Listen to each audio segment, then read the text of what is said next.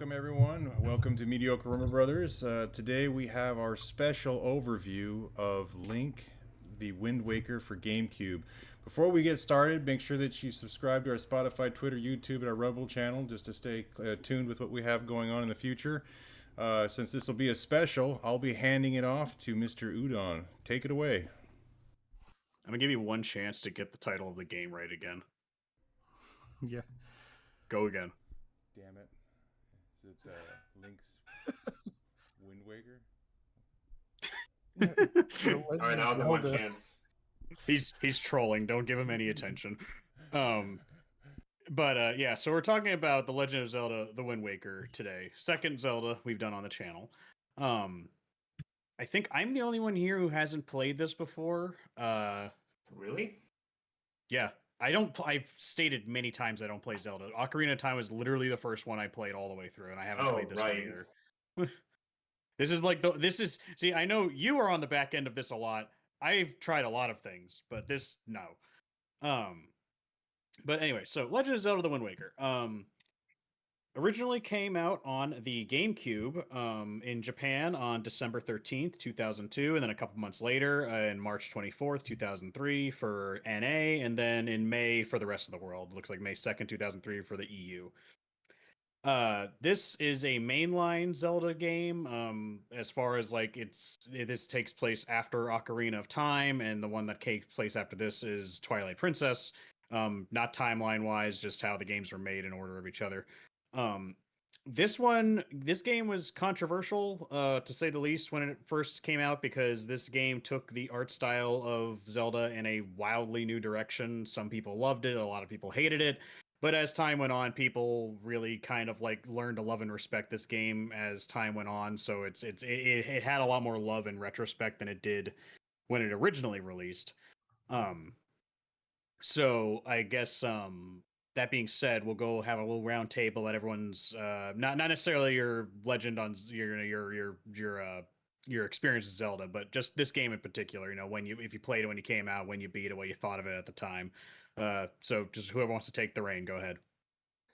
I played it on GameCube not necessarily when it came out, but I was kind of first introduced to it through a GamePro magazine DVD that had like previews of games that were coming out, because that's kind of how you would get new like gaming news back in the day.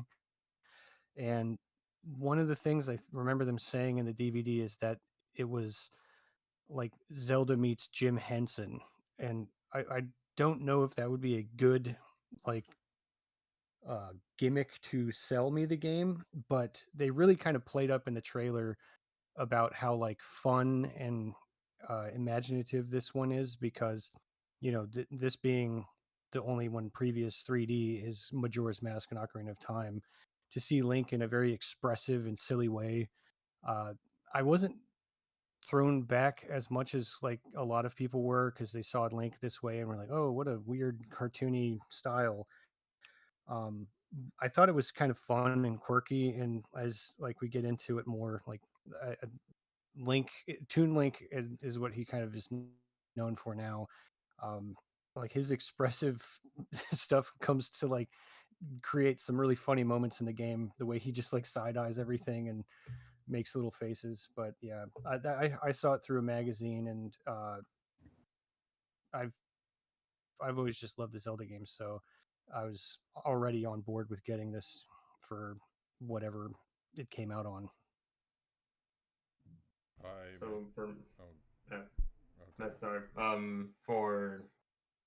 For me, Wind Waker is the same as I had like the same experience of want for Wind Waker as Kingdom Hearts, because when I was much younger, I've just seen a lot of people play both Wind Waker and Kingdom Hearts, so I was just vastly curious in both those games.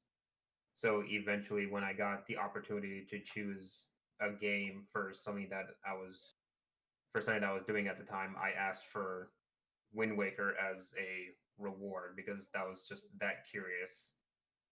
So when I actually was able to play it, it was just incredibly fun. It was very cartoony.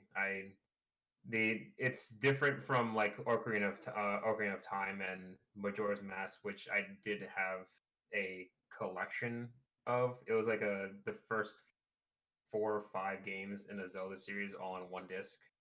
I just forgot what that does. It's like the Legend of Zelda collector's disc or something like that. So it was like when I played both Ocarina of Time and Majora's Mask, it was just much more serious.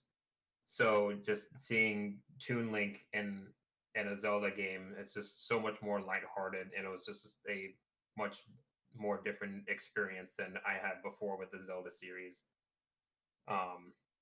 So and I just liked it because it was just very bright, very colorful, and it was just different from all the other ones. I didn't really understand. Well, I didn't really know any of the controversy around it. That people didn't like it, but I'm not sure if it was that one where they put out a demo. It was like a really detailed, cool looking Zelda demo that everyone was just hyped for. What was that on the GameCube or was that the Wii U? No, that was the GameCube, the one where like a 3D Link was fighting the giant spider or whatever. Okay, so it was that one. I get it confused because I thought it was for like the Wii U, so I constantly forget. So I didn't know about that. So I mean, I wasn't that much into the internet to know like the video game industry and to like know like all the news. But I mean, like, it just hooked me more into the Zelda series. So from then on, I started playing every single other Zelda game. So it's pretty much what hooked me to the Zelda series entirely. For me, I just actually learned playing this game when we had the speak of that we were going to be doing this for the game of the month, and then that kind of brought me up to playing this, since I only played the Ocarina of Time like we did with our last one that we had done a breakdown of it. So I went through this at first kind of questioning whether I would like it or not, just because again it was like what everyone has said, that you going from a more serious 3D kind of really bad 3D version of Link, and then throwing him into now a cell shaded version where it's all cartoony and he's a little kid and such, and it kind of didn't match what I was looking for in the beginning. But then when I, started playing it, really started liking it because it started giving me that happy feeling. Everything is more positive in a sense, and it's more comical. It's not everyone's having a bad day, and it's just like you said, it's too serious, and things aren't really as free as they were when you were playing the Ocarina game. You kind of had things you had to go. Things weren't really said as well as they should have been, so you're kind of like trying to make sure you're paying really close attention. This one here, a lot more easier to understand, a lot more easy to follow, and it, I really liked it, and I definitely say that after playing it, it definitely gives me more enthusiasm to wanting to go after and play more of these Link games out there. So I probably will be looking forward to playing some more. Yeah, out of all the Zelda games, Wind Waker is one of the most casual ones you could play. That's why I like it so much. Yeah, because I remember when I first saw it, was in a issue of Nintendo Power because I used to have a subscription to it. And even back in the day, I wasn't a huge Zelda fan. I always just never really cared for the games that much when the GameCube was around. I was all about Mario Sunshine and Pikmin and Pokemon Coliseum. I didn't really care about Wind Waker or Twilight Princess or anything like that, and even the re-release of Ocarina of Time. But if I was the 3 Zelda games that stand out to me is the ones that when I looked at them, I did have an inkling to play was Wind Waker, Twilight Princess, and Majora's Mask. But that being said, as a kid, you have to pick and choose your battles, so it was still pretty far down on my list, not even enough to get on my Christmas list. But I still looked at it in the Nintendo Power, and I'm just a sucker for stylized graphics. So when I saw it, I'm like, oh wow, that looks really cartoony and like cool looking, cute and cool looking. And I really liked how it looked. But of course, like I said, you got to pick your battles, and I wanted to play Pikmin and Mario and Pokemon more. So that fell by the wayside. Now, when I started collecting my GameCube games in my adult life, I did get a copy of Wind Waker, and it's sitting over there, but I didn't actually use that for this playthrough since we were doing this specifically because the Switch 2 came out, and they came out with their GameCube emulator, and that came with Wind Waker on it, and the quick save. I'm not passing up with the quick save system. That thing was a godsend. Um, so everyone here except for Jordan played it on the Switch 2 emulator, and Jordan played it his on his totally legit copy.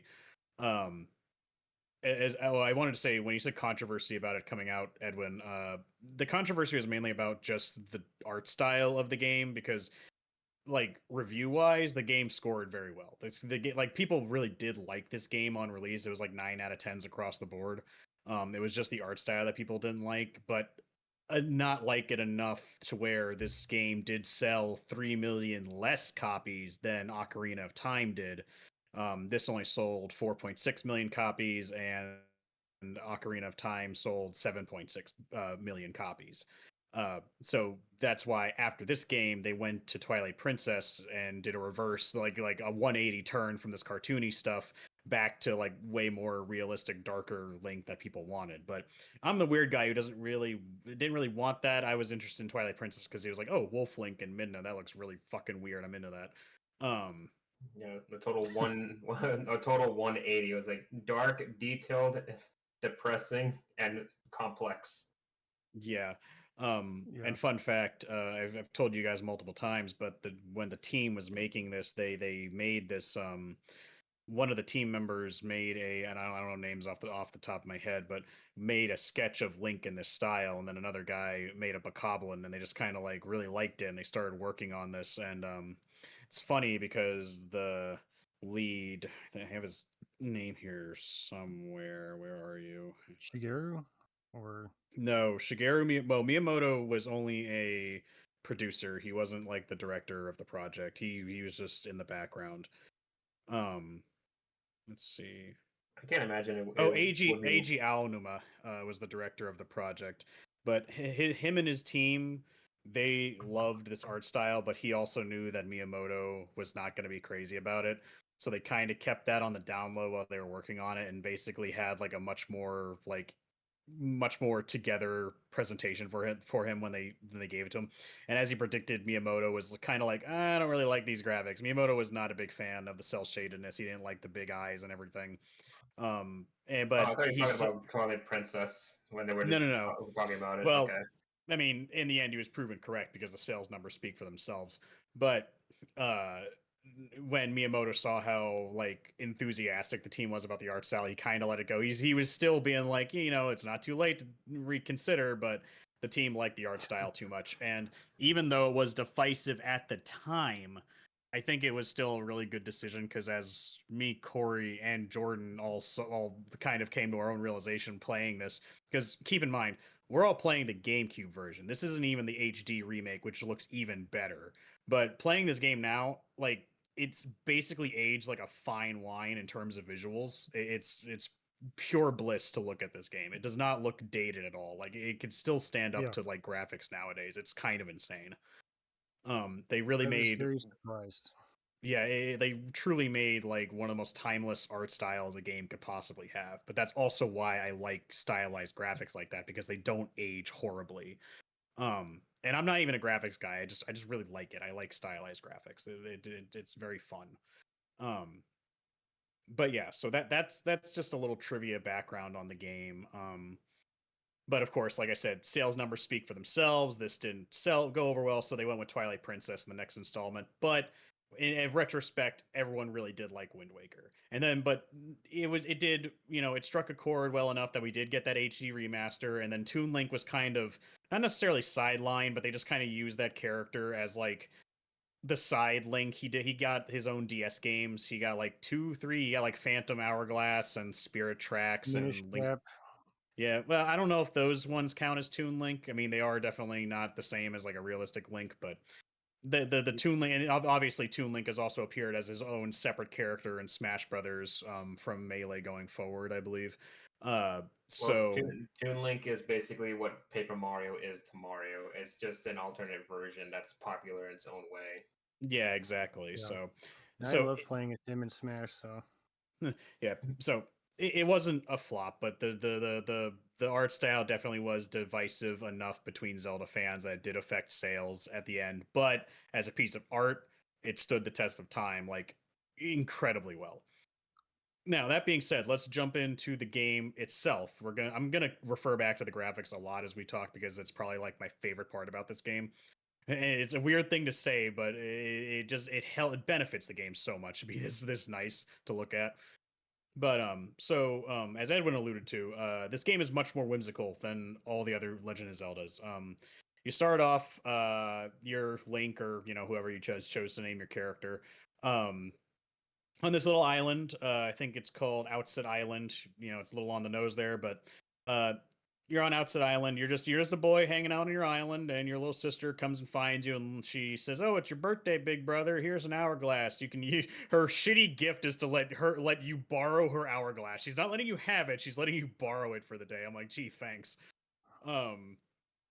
So you start getting a hang of the controls. You go talk to your grandma who takes care of both of y'all. She gives you, I guess in this world, the tradition is that boys, when they become of age, put on an outfit similar to the Hero of Time, which I'm not a Zelda aficionado, but from what I understand, this game takes place, number one, after Ocarina of Time, and Ocarina of Time branches off into a couple different Zelda timelines. This is the timeline where adult Link does defeat Ganondorf, but then he returns to the past, and then after he leaves, Ganondorf comes back, but he never comes back to defeat Ganondorf again. So the Hero of Time is kind of like a legend in these parts. So when boys become of age, they put on Link's outfit, which is this green stuff, and it's kind of funny when Link gets the outfit in this game because he looks at it cringingly, like, I don't want to put this on. Because as Corey said, Toon Link has wonderful expressions in this game. He looks very unimpressed about a lot of things at the best of time and very angry about things. This Link is way more expressive than any other Link we've had. Maybe not that you can't make realistic Link expressive, but again, the graphics help this immensely with his big eyes. I think the only other Link to have more expressions than Toon Link would maybe be Skyward Sword Link or Twilight Princess Link. I think those are the only other times that he has more than one expressions. And who knows? Because those both came after Toon Link, maybe they took inspiration from that. Yeah, Ocarina of Time and Majora's Mask are the only 3D links that we have reference for anyways before this game. So I don't even think he has like a mouth. True, but with this one, with his eyes, the most expressive part of the body, and just the fact that again, cell shaded art style makes it very easy. And also to add to his expressions in the Wii U versions, you can take selfies with the Picto box that you can get, and you can change his expressions manually. I was trying to do that with the game. I didn't know that was for, because I was like, I don't know how the fuck, because I saw that in Game Grumps and I was trying to do that, but I couldn't do it. Yeah, that was probably the funniest. Yeah, just a quick side note. I used to watch Game Grumps when I was a couple years back, and I did watch them play through this whole game. And after playing through it myself, come to the conclusion, Aaron fucking sucks at video games. I don't understand how he had so much issues with everything. But we're not. He was playing the better version too. But yeah, he was playing the better version. But I'm not gonna hang up on that. But I wanted to point that out because it's like, Jesus Christ. Outside of the fucking Triforce fucking fetch quests, like the rest of the game really wasn't that hard, and I saw him constantly getting stuck on all the dungeon puzzles. Anyways, so you get your Link outfit, and then things start go really fast from there. Basically, a giant demon bird descends upon the village, kidnaps your sister. You try and go rescue her. A bunch of pirates are chasing after the demon bird, and you go to rescue the girl that this demon bird was carrying. You learn her name is Tetra. I guess she's like the leader, she's the captain of this group of pirates. But now that the bird lost her, the bird takes her sister instead. And Tetra, feeling a bit bad about it, is like, "Hey, buddy, come on our ship. We'll chase after that bird, and you can get your sister back." So the game just throws you out the gate really fast. You go with Tetra, and you go to this forsaken fortress. You get shot out of a cannon in a very comical manner, slamming you into the wall. After getting a sword and shield from your grandma, and learning how to use your sword from a half-naked man and his stick inside the house because all he does is push sharks all day. You go to the Forsaken Fortress, and this is like your tutorial dungeon. There's kind of a lot of stealth mechanics here for some reason that are never brought back up in the game again. So I don't know why they had such a focus on it for whatever reason. But you lose your sword and you're forced to stealth your way to it, and then once you get it, basically you find your sister, but you forget that there's also a demon bird here, and the demon bird just yeets you out of the tower because you're a child and it's a demon bird. And so you're rescued by the Ruto, which these are like the bird people of this world, who I guess their only calling to life is being the mailmen of the entire continent, country, ocean, whatever you want to call it. You're rescued by the root. I think it was the Ruto and your. No, wait. Am I getting that wrong? Was it just the boat that saves you, or was it a combination of the two? No, it's the boat that saves you. Okay, the boat saves you. That's right. You get saved by the Ruto the second time you go to the fortress. So this big boat, this talking boat who calls himself the King of Red Lion, saves you after you're yeeted from the Forsaken Fortress, and being like, hey, you know, that your sister was taken by a bad man called Ganondorf, and you got to come with me, and we're going to turn you into a hero, buddy. Hope you're ready. Buckle up. So that's your quick and dirty introduction to the game. That whole section's probably all the tutorial area, teaching you how combat works, how movement works, how using items work. So as far as like an introduction to a game, how do you guys feel about it? How do you guys feel about that whole sequence from Outset Island to your first foray at the Forsaken Fortress? Outset Island isn't too complex of a layout for like a first town type of thing. I think there's only like 4 houses, and the little area that you cross the bridge, go in to a pseudo little like dungeon, I guess, to get to the Tetra. It's colorful. It kind of is a nice, welcoming, like visual to this new world that you're kind of going to engage in. Especially because if you look out into the ocean, it's kind of just like this vast sea, and then there's a little hints of stuff out in the distance. But um, outside of that, the town I think is a little better than Kokiri Forest, the village in Ocarina of Time, because I mean, limitations graphically aside, the forest village in Ocarina of Time is just Link's house and the store. And this one, I mean, Outset, you got to kind of interact with it a little bit more. Plus, the grandma character is kind of, like endearing.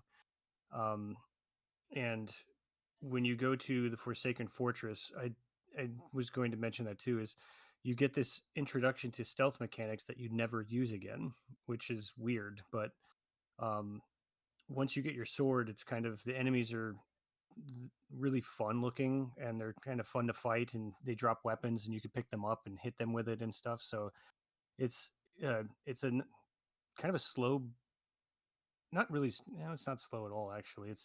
It's just like throws you right into it. And I guess the only slow part is I don't have my sword. I want to fight these things, but I have to get the sword first. And I kind of got lost in this weird, stupid whirlwind of um, like, where the hell am I supposed to go in this? Because the dungeon's only like 2 floors and it's a full loop. And then if you get caught in spotlights, you have to start in the jail cell again. Uh, so it's like, oh, well, that sucks. But once I got the sword, it's like, okay, now let's go beat the hell out of everything I can. And talk As boat's far cool. as far as like like I'll be comparing this a lot to Ocarina of Time because it's the only other Zelda I've played, but also to reference what we've already done on the podcast. But I think Kokiri Forest's problem is that there's almost too much in the village. It's seemingly too much. Like obviously it's not like a sprawling city or anything, but there's just like a lot of fluff. You kind of have to find the tutorial in Kokiri Village. You have to wander around until you find the little maze to get the fucking practice sword, and you have to collect rupees in order to buy the shield or whatever you need to do until before you Oh yeah, see the because Deku the tree. But kids in blocking your this, path. the thing that I really appreciate about this game, specifically outside of the fucking Triforce fucking scavenger hunt, is that, you know, you talk to your sister. She says, "Go see grandma." You go see grandma, and grandma says, "Oh, here's your outfit, dear." And then you leave the house, and as soon as you leave the house, you see this giant demon bird and like kidnapping this girl. So you very clearly see where the demon bird goes, and you're like, "Okay, that's where I have to go." And you go up there, and then you go get her, and then your sister gets kidnapped, and the pirate says, "Come with it." Like there's just so much more direction, because then she's like, "Well, come with us," and he's like, "You got to find something to defend yourself." So you go back into grandma's house or you get a shield from grandma's house. And then you also, I forget what procs the sword. I think, oh no, it's because grandma's like, "Oh, you need a weapon," or someone says like, "Oh, you need something to defend yourself against the giant demon bird." So you go to the swords master of the village, because there's only like you said, 2 or 3 houses. So there's not a lot to get lost in. So finding him really isn't an issue. And then he teaches you how to fight. Like it's just it's so much faster because it's so much more streamlined. And I don't need someone to hold my hand and tell me where to go. I simply just need someone to be like, "Hey, go talk to this person," and I'll go find them. But now I know who I have to talk to and vaguely where they are. And Yeah. Ocarina of Time does do that to a certain extent, but especially in the tutorial area, you just kind of do whatever. You're alluded to do this, that, and the other thing, but you don't know where or when to do it. It's just a lot faster at the end of the day. But Edwin or Jordan, how do you think about the outset to Forsaken Fortress? Okay, I guess I'll go.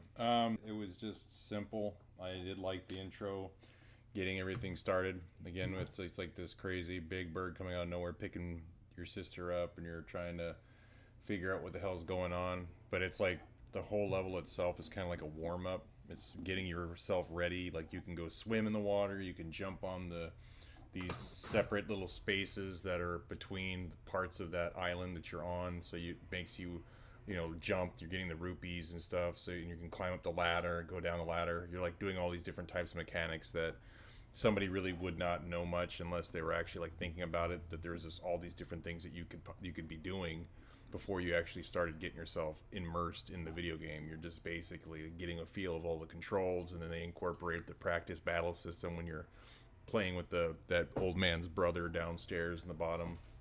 You're getting to do all that stuff as you're going along. So it does make you get more of a feel before you start jumping into those parts that could possibly be a little more challenging if you're not really sure how everything works. So being able to do that, I was really happy about. But all of the animations that's been happening flows very well. Since the graphics basically match the animation cutscenes, they pretty much makes you feel like you're basically in an endless movie, and I really appreciate that, because there's no like, you play a game and you see its graphics they're pretty decent, but then you see the cutscene, it looks really good, then it goes right back to the game, and you can definitely tell there's a huge difference in how everything looks. Everything is always looking basically identical, and I really appreciated that. So the entirety of this island, very simple stuff. There was nothing really that gets you lost. Everything, like you said, Udon, it's pretty straightforward stuff. It's not complicated. It pretty much just guides you where you need to go. It's not holding your hand, but it is pushing you in the right direction by just giving you those visual cues, or by it being in the wording of what they're telling you. Like basically, hey, let's go here or let's go there, and you pretty much know where to go from there. Yeah, I really liked the outset island. I think I just like aesthetically, it just looks like a really nice island to live on. But what I like about the Wind Waker at the beginning of it is that it tells you like the same story of like the hero versus Ganondorf.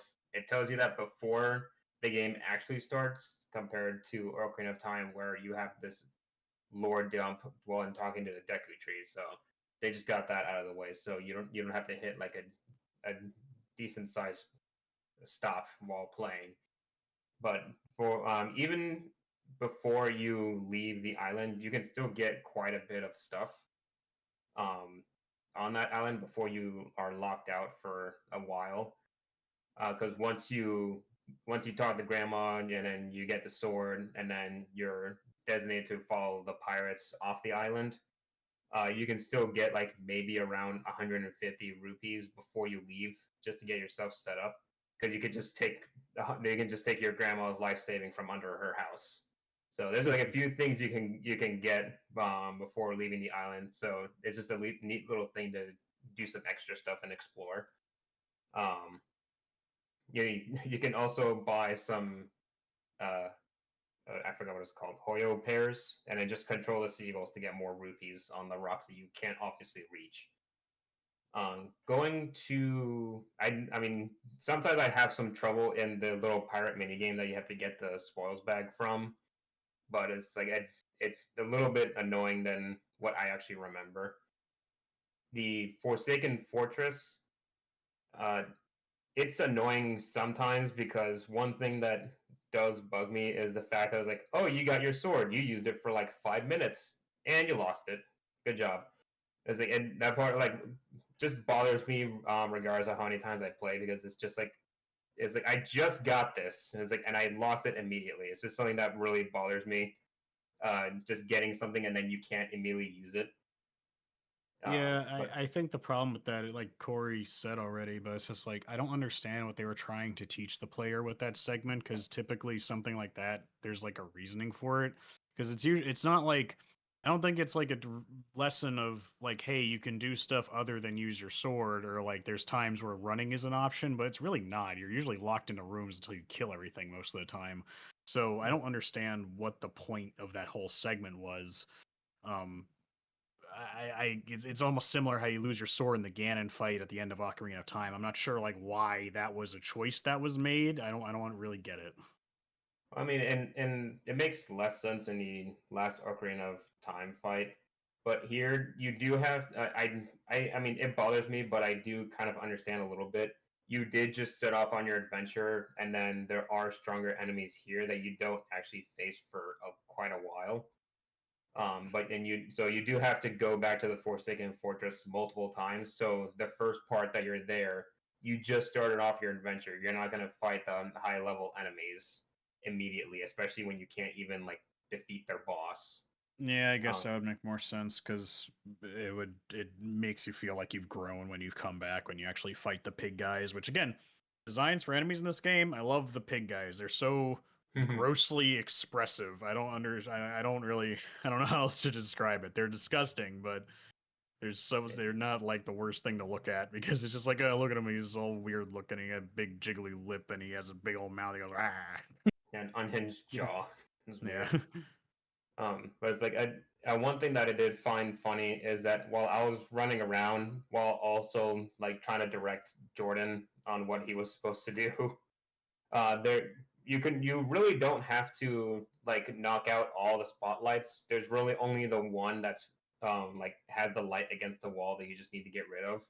And I remembered that the fastest way to get to it is to get caught, and then one of the lights on the sides of your prison cell, like directly outwards, is the light that you need to knock out for that spotlight that's facing the wall. Because unless you knock out that spotlight, then you literally can't progress on the top of the tower. So that's Yeah, just the one I always knock out first. I found that out the I didn't hard way. think about that, and when I was at that part, I like was staring at it for a minute. I was like, is this like a timing thing where I can just scoot by it? Because I feel like I move really slow. And then after getting caught, I was like, okay, I'm just gonna go through and break all these damn lights. Because there's It's Deku sticks or whatever next, like in a barrel next to every one of those things, so you could just beat the hell out of the goblins. Yeah, I mean, well, one thing that's a little annoying for that section is you can find a weapon, you just can never take it with you to another room. Yeah, because it throws it on the ground. Yeah, it's a weird arbitrary restriction, especially considering you can carry large, heavy objects in later dungeons through doors. So it's just I don't Like know why they people. just yeah. Um, but anyway, so the King of Red Lions, your boat for the rest of the game, saves you and takes you to Windfall Island, I believe. This is like your main hub town, I guess. This has quite a few different stores and NPCs. You're gonna be coming back here a lot.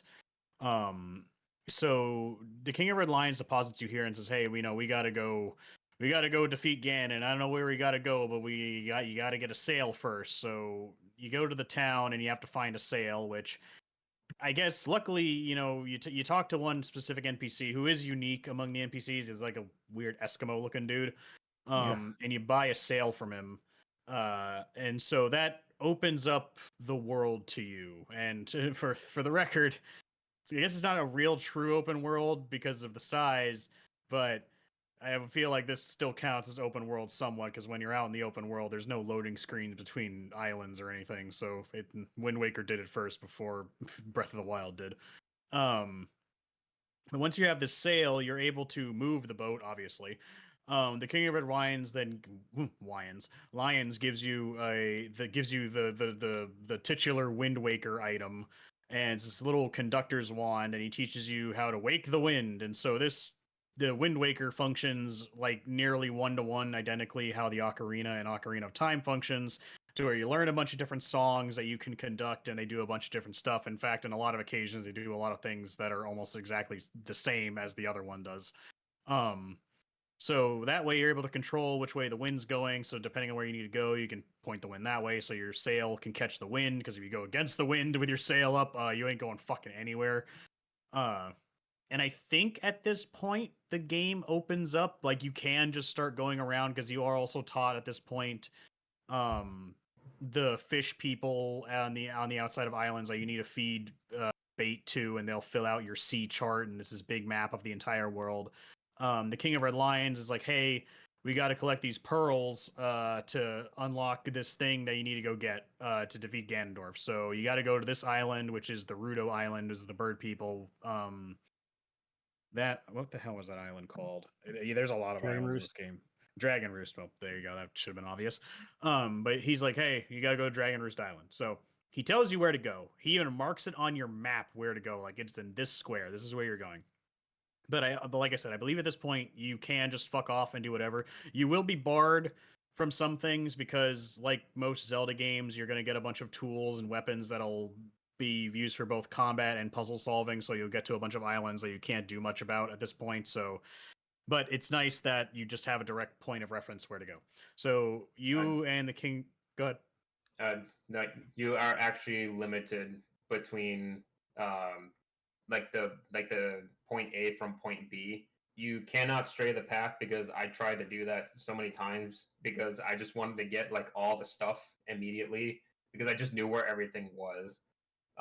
So from Windfall Island to Dragon Roost, you cannot stray from the path directly, and the same from Dragon Roost to the Forest Haven. I don't think you can stray from the path that the King of Red Lions wants you to go to until you're like on your way to the third pearl. Okay, well, I'll take your word for it. I didn't try to stray from the path, because I was just happy to know where I needed to go, and I was more than willing to go from point A to point B as much as possible. So I'll take Edwin's word for it. But anyway, so we go to Dragon Roost. We're taught how to use bombs to get into the Dragon Roost place, which, by the way, I guess they don't like visitors, because it is a pain in the ass to get up to the fucking entranceway. I know these people have wings, but come on now. You got to have your non-wing wheelchair accessible ramps for people. Shakes fists. So you go in there, and the Rudo, like I said, the Rudo people, they are bird people that are like the mail carriers of the entire world at this point. You talk to their chieftain, and he's like, what was it? He tells you basically, oh, you need help looking for your sister or rescue your sister. Like, we'd love to help you, but we're dealing with our own problems. Our dragon god essentially is having a hissy fit on top of the volcano, and he's not calming down, and we got to deal with our own problems. Also, can you go tell my son to stop being such a pussy? Thanks. So you go talk to his son, who again, he's cradling this orb thing, which I didn't even learn until after everything was said and done. That is the object we're here to get. But he's being a little whiny bitch, because I guess the people of this village have to go say hi to the dragon in order to earn their wings. But number one, the dragon's being moody, and number two, this kid is also being a moody prick, basically. And he doesn't want to go talk to the dragon. And Link's like, go talk to the dragon. He's like, well, why don't you go talk to the dragon? Link's like, fine, I will. And so you go talk to the dragon, where you come across Medley, who's this girl who's like, I guess, the keeper of the dragon, or at least just one of the people who's on better terms with the dragon. She recruits your help in getting up to him, because she wants to go talk to him, but then you follow pretty closely behind her to go through the game's first real dungeon to get up to the dragon. The dungeon is not super complicated. I think the only thing we get in here to play with really is bombs for the most part, because there's a bunch of bomb plants like there were in Ocarina of Time. that we use to blow things up and move things forward. And then eventually we get the grappling hook here, which is it's a fun item. The physics of it can be jank because it does have like a mechanic to where you swing and your momentum does matter. But if you, God help you, if you jump off at the wrong point, you either end up going backwards or not going anywhere at all. To swing across gaps and stuff. And you make your way through that dungeon until we get to the boss, which is this big armored, like bone centipede demon. And you fight him using the grapple hook to cause the ceiling to collapse on him until his armor breaks. Then you beat the fuck out of him, essentially.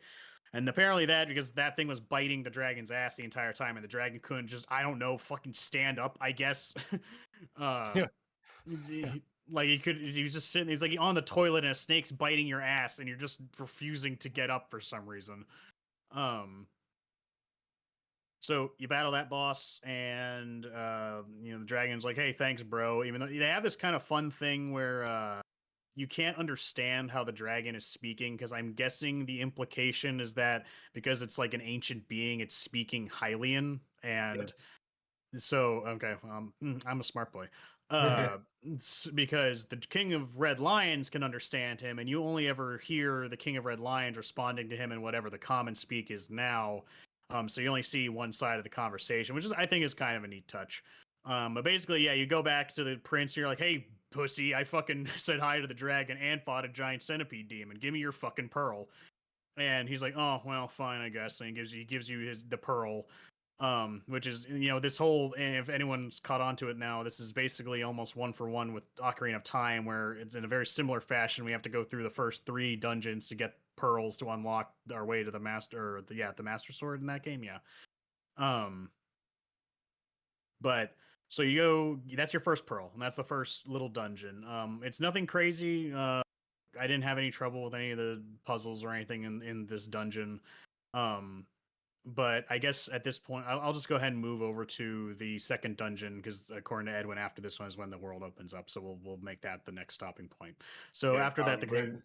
Real quick, when you said, when you were correct about the more ancient beings in the game speaking the language that you literally can't read on the screen in captions, they are speaking Hylian, and you can't understand them. But if you play through the game again on New Game Plus, where your save file turns gold, not only do you get to play the whole game as in Link's like blue shirt and orange pants pajamas, like he gets the green tunic, but it's not visible on his character. But at the same time, when you play through the game again, you can understand Hylian, but just in the text. So it's just for the player to understand what the beings were saying the whole time in Hylian. That's cute. That's neat. That's a neat little thing to do. I might go play through it again, because you'll see when we're at the end of this, I very, very much enjoyed my time playing this game. But so now after that, the King of Red Lions, all right, next stop, you got to go to this giant tree thing, this giant tree island. Here's the mark on the map. Let's go. So you go from the Rito village down to the Forest Sanctuary, I believe is what it's called. Forest Haven. I was close. So this is clearly, I guess, remnants of the Deku village from Ocarina of Time, or Kokiri village from Ocarina of Time, and this is the home to the Great Deku Tree, which looks like Father Time went to him with a fucking ugly stick, because holy fuck. So you get here, you say hi to the Great Deku Tree, who, much like the older Deku Tree, is being molested from the inside by evil plant demons. And you also meet the are these called the Deku Scrub? Or what are the little shrub people called? Koroks, that's what it was. So you're introduced to the Koroks, which again are seemingly ancestors. Or I guess I didn't mention that about the Rudo. I'll save that for later then. But the Koroks, which are these little basically ent people, but they're really teeny tiny with these cute little leaf masks. And they're about to hold a ceremony, but they're like, "Hey, listen, the Great Deku's like, hey, I could give you the pearl, but could you like help me clean out my insides first?" And you're like, "Hey, whatever, fam, let's go." He gives you the Deku Leaf, which is this fun little item that allows you to glide and push wind, or create wind gusts essentially. and you use that to make your way to the next dungeon, which isn't too far away. It's within the same vicinity, but basically there's a little tutorial of how to use the Deku Leaf because you're going to be using it a lot in this dungeon. You go through this dungeon, and how I've discovered is that each dungeon builds upon the last, so you're going to continuously use everything you've earned in the game up to this point in each dungeon, even if it's only like for one instance. So we're still using our grappling hook, we're still using our bombs, and we don't have bombs permanently yet, so we're only using our grapple hook and our Deku Leaf here. And then in the dungeon, we find the boomerang. And at the bottom of the dungeon, we find, which this game has a lot of like wind-based physics puzzles. I did have a little bit of trouble here, but only one specific puzzle that I didn't realize. When you're on the platform, you can use the Deku Leaf to push against a wall, which will also make it move. Because other than that, you're hitting these propeller things that will cause these platforms to move back and forth across like a rope suspension thing. That was probably the only time in this dungeon that I had to like get answers for, because I was like, I don't understand. Like, I'm seeing the pieces here, but I don't see how they fit together. And then I realized that was like a mechanic you could do with the Deku Leaf. I didn't realize was a thing. And you fight a giant plant demon at the bottom of this dungeon. You use the boomerang on it to cut it down from the ceiling, and then stab its little like plant heart thing. Which I guess what I learned, fun fact, is that if you come to this place with a glass bottle and get some of the ancient tree water from the Deku tree and manage to get to the boss with it before it expires, you can actually just pour that water on the boss once you've exposed its root thing, and it'll just kill it instantly, which I thought was kind of interesting. It's not necessarily a hard... Incredibly specific. I've never heard of that. I've heard of it. I mean, I haven't confirmed it, but it's because I guess someone found that out in the HD version, and then someone tried it in the GameCube version, and they realized it still worked there. But so it's not a bad boss fight. Again, it's not a. It feels like we're skipping over the dungeons, but I mean, to be honest, like not a whole lot of it sticks out in my mind, because there's like, they have fun mechanics, but unlike Ocarina of Time, where I could harp on about the fucking water dungeon, like the dungeons are pretty straightforward and enjoyable. Nothing to make me scratch my head sort of thing. But I guess in the inverse, they didn't stick out too much to me because of that. What I remember most about this game is like the overworld and sailing around and stuff.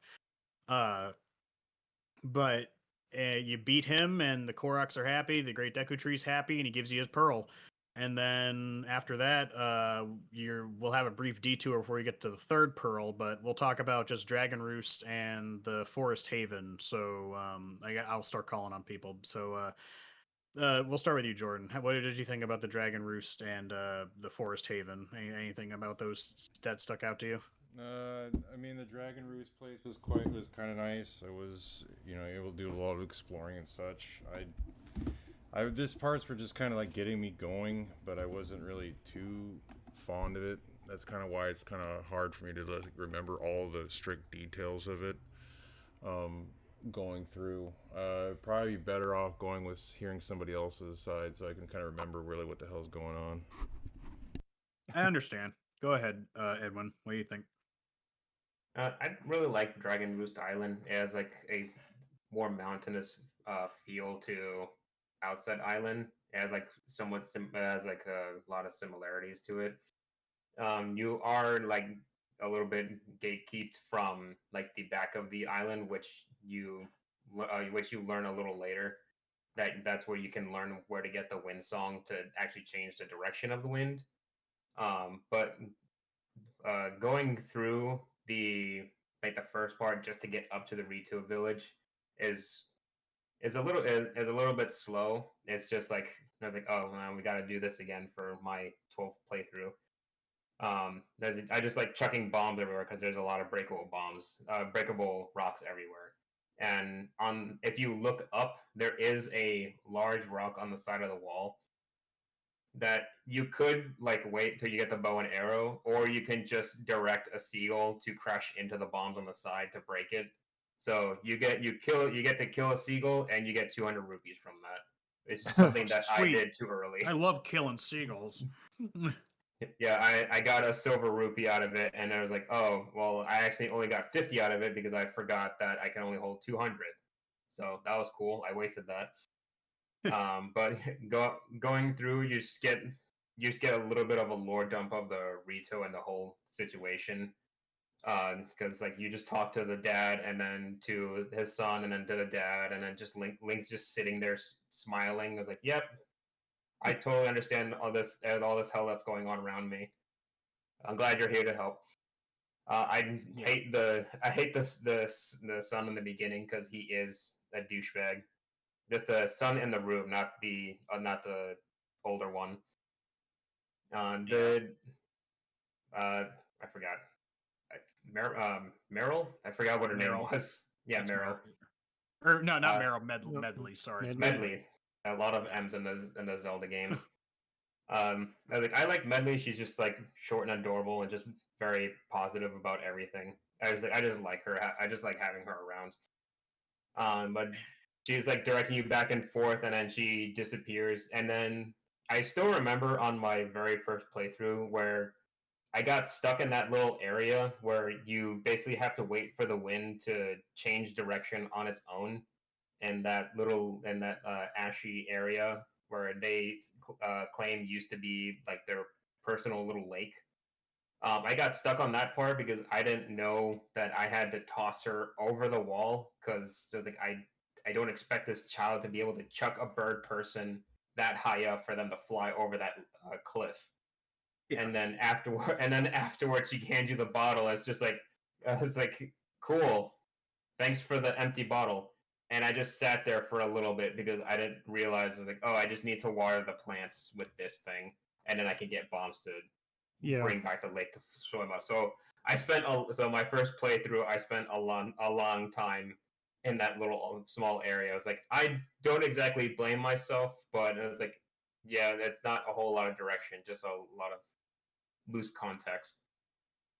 I like the first temple. It kind of is like looping around a few times to the same area because it's just that one big area. Just like circling around, just getting closer and closer to the top of the mountain. And then going all the way to the top, you actually finally get to fight the enemies that you didn't get at the Moblins. Is that the blue one? I forget. The one with the spears that you can't fight at the beginning of the Are they Forsaken called Fortress. bokoblins? Bokoblins? I think bokoblins are the small, weaker ones, and then the moblins are the bigger, buffer ones. At least that's how it is for the newer ones. I don't really know the names. I for thought we all didn't their get to enemies. fight them till we came back till we went back to Outset Island.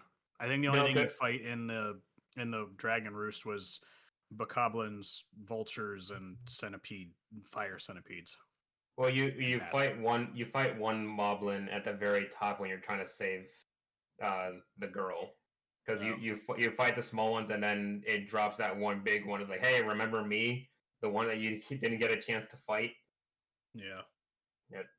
But like after going through all that, I do like fighting the centipede demon. I think that's like it's like my favorite fight in the entire game. Actually, it's just like it was a bit simplistic for me. Because you just have to spam the grappling hook in order to do anything. Because you literally can't do anything until you crack his armor. I mean, I it's just like how much you can actually do in there because you can use the grappling hook on its eye just to drag it down. It's like that's a really strong child to even without the armor. It's still like, hey, I'm gonna drag this giant centipede demon down to me. But yeah, Toon Link has a very inconsistent strength stat. Yeah, I mean, I like the centipede's design. It just looks really cool compared to the others. But going from Dragon Roost to the Forest Haven, the Forest Haven is a little bit slower because it's just like a lot of talking between the Koroks and the Deku Tree, and then just like that slow climb up the Deku Tree to get the leaf, and then you just have to fly all around all the way to the actual dungeon. I always get a little bored on that side because just like it's just slow. It's just like even the flying, and often I forget to change the wind before actually flying outside because the wind does drag you no matter where you are. And then the Forest Haven, I sometimes get lost in here, but there's a dungeon later on that I get way more lost in almost every single time that I play. I like the Forest Temple. It's just losing track of everything, but I do very much like just spamming the boomerangs on enemies because it's just funny, and it's also surprisingly helpful to stun lock them and then just strike them with your sword. Yeah, that was an underutilized tool in my arsenal. I didn't realize it because after I got the boomerang, I was kind of annoyed how little you actually use it to solve puzzles for the rest of the game. Like honestly, I felt like I don't think I actually used the boomerang until I was like from there until like you don't have to use it as a puzzle solving tool until you're almost like near the end of the game. I feel so. I almost feel like it was like underutilized, but it's pretty useful in combat. Yeah, it's weird how many ranged weapons you actually get. I mean, some of them don't really count as ranged. Like you get the grappling hook and the hook shot, even though they both pretty much do the exact same thing. But you can't steal items from enemies with the hook shot. You have to use a grappling hook for that. But the grappling hook doesn't do damage against enemies, but the hook shot does. So it's like a lot of back and forth. So it's like your choice if you want to use the bow and arrow or if you want to use the boomerang. But I find the boomerang just funnily satisfying. And one thing that I will say about the boss for the Forest Haven is that it's pretty much just it's the same design but a little bit reworked to it's because it's pretty much Jabu Jabu's like parasite boss, because pretty much the exact same fight. It's just one's a parasite, one's a flower, but the flower one's pretty cool. Yeah, it's very pretty. All right, Corey, hit me with your best shot. The Fire Dragon away. Roost. The Dragon Roost is I got kind of stuck too, and I didn't realize that I could pour water on the plant to make the bomb to throw at the rock, and then fill it with water to swim across. It's like, oh, okay, that's neat.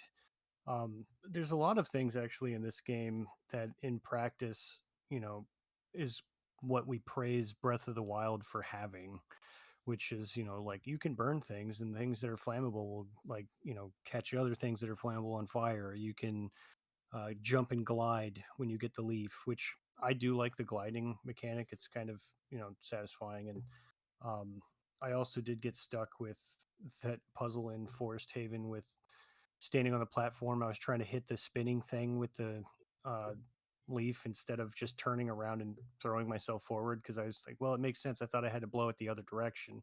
And then because I'm kind of angled, it would work a little bit. So it's like, oh, okay, I must be hitting it right because it's kind of working. So, and then it's like, oh, I just freaking turn around. But remember what I said last week about physics-based puzzles, when it's just like, Yeah. oh, I think I'm doing the right thing, but it turns out you weren't. Yeah, I don't blame you guys for getting confused on that part, because I did get confused on that from like my first and second playthrough. I thought the exact same thing, and then realized when I accidentally kept blowing the leaf like at nothing, it was like, oh, the platform's still moving. I guess that's how you do it. Yeah. And you don't have to pair it with the iron boots so that you don't blow yourself off the platform and whatever. And meanwhile, Jordan's like, you guys are all idiots. I figured it out. This the Dragon Roost is, basically Dodongo's lair or whatever. It has the centralized lava and like a couple things that kind of loop into it. The dungeons aren't complicated. It didn't really take me that much time to get through these.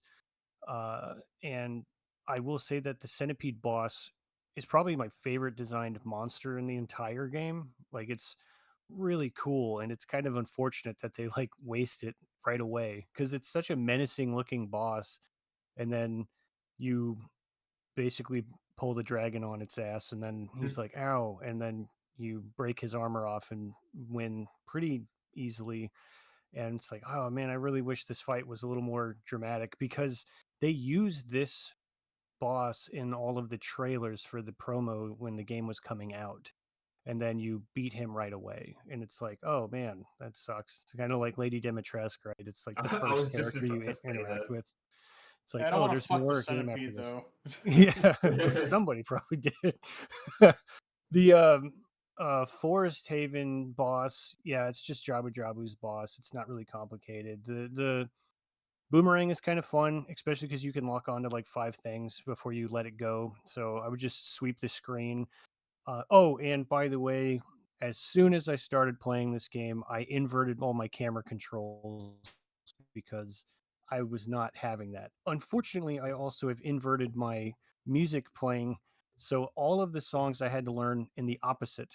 So, which was funny later when I let Angie play, but it was borderline impossible for her to kind of figure it out because it's like, well, all the controls are not exactly what you think they are.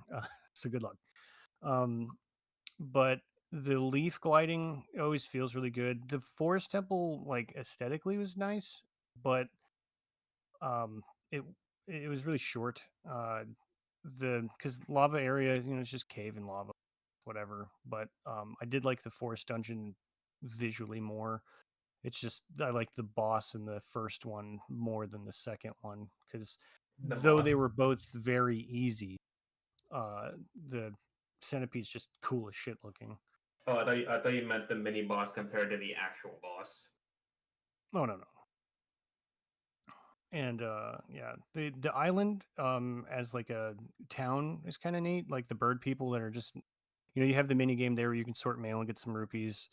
I think they're weird looking because their nose is the beak, but they have regular people mouths. Yeah. And then yeah, and getting up to that stupid doorway where you have to shimmy across and all that crap. Could could I have at least pushed something that makes this like after I've done this once, now I can just kind of run up here or like grappling hook my way up to the top. Like maybe you can, I don't know. Yeah, But there's a rock at the very end that you can reach after doing it once, but you have to blow up the rock that's like it's yeah, like it's a square it's a cube rock that you can pull out and you can pull out, but you have to blow the rock on top of it off. yeah. There's a because this is my second playthrough, and I was like, I'm just gonna, beat this, and as much as I can avoid interacting with a lot of the mechanics in a way. Like I did not uncover the map at all, so that in turn does come back to kind of bite me in the ass a little bit. But I was when I first played this, I was uncovering the map like before I went to go do anything. I'm going to get every square, and sailing around isn't necessarily the fastest thing in the world, but um, I did it, and then I was like, okay, I have everything I can see, whatever. So later, I just pulled up a map online because it was like, well, it's a map. I've already uncovered the map when I was 15, so I'm just gonna look at this one now. So who cares? But there's a lot of things that I was just like, if it wasn't something I had to directly interact with, then I would just not do it. Uh, Specifically because I was trying to finish the game pretty quick, and I think I did get through it moderately quick, except for when we get to like the hard game padding pause.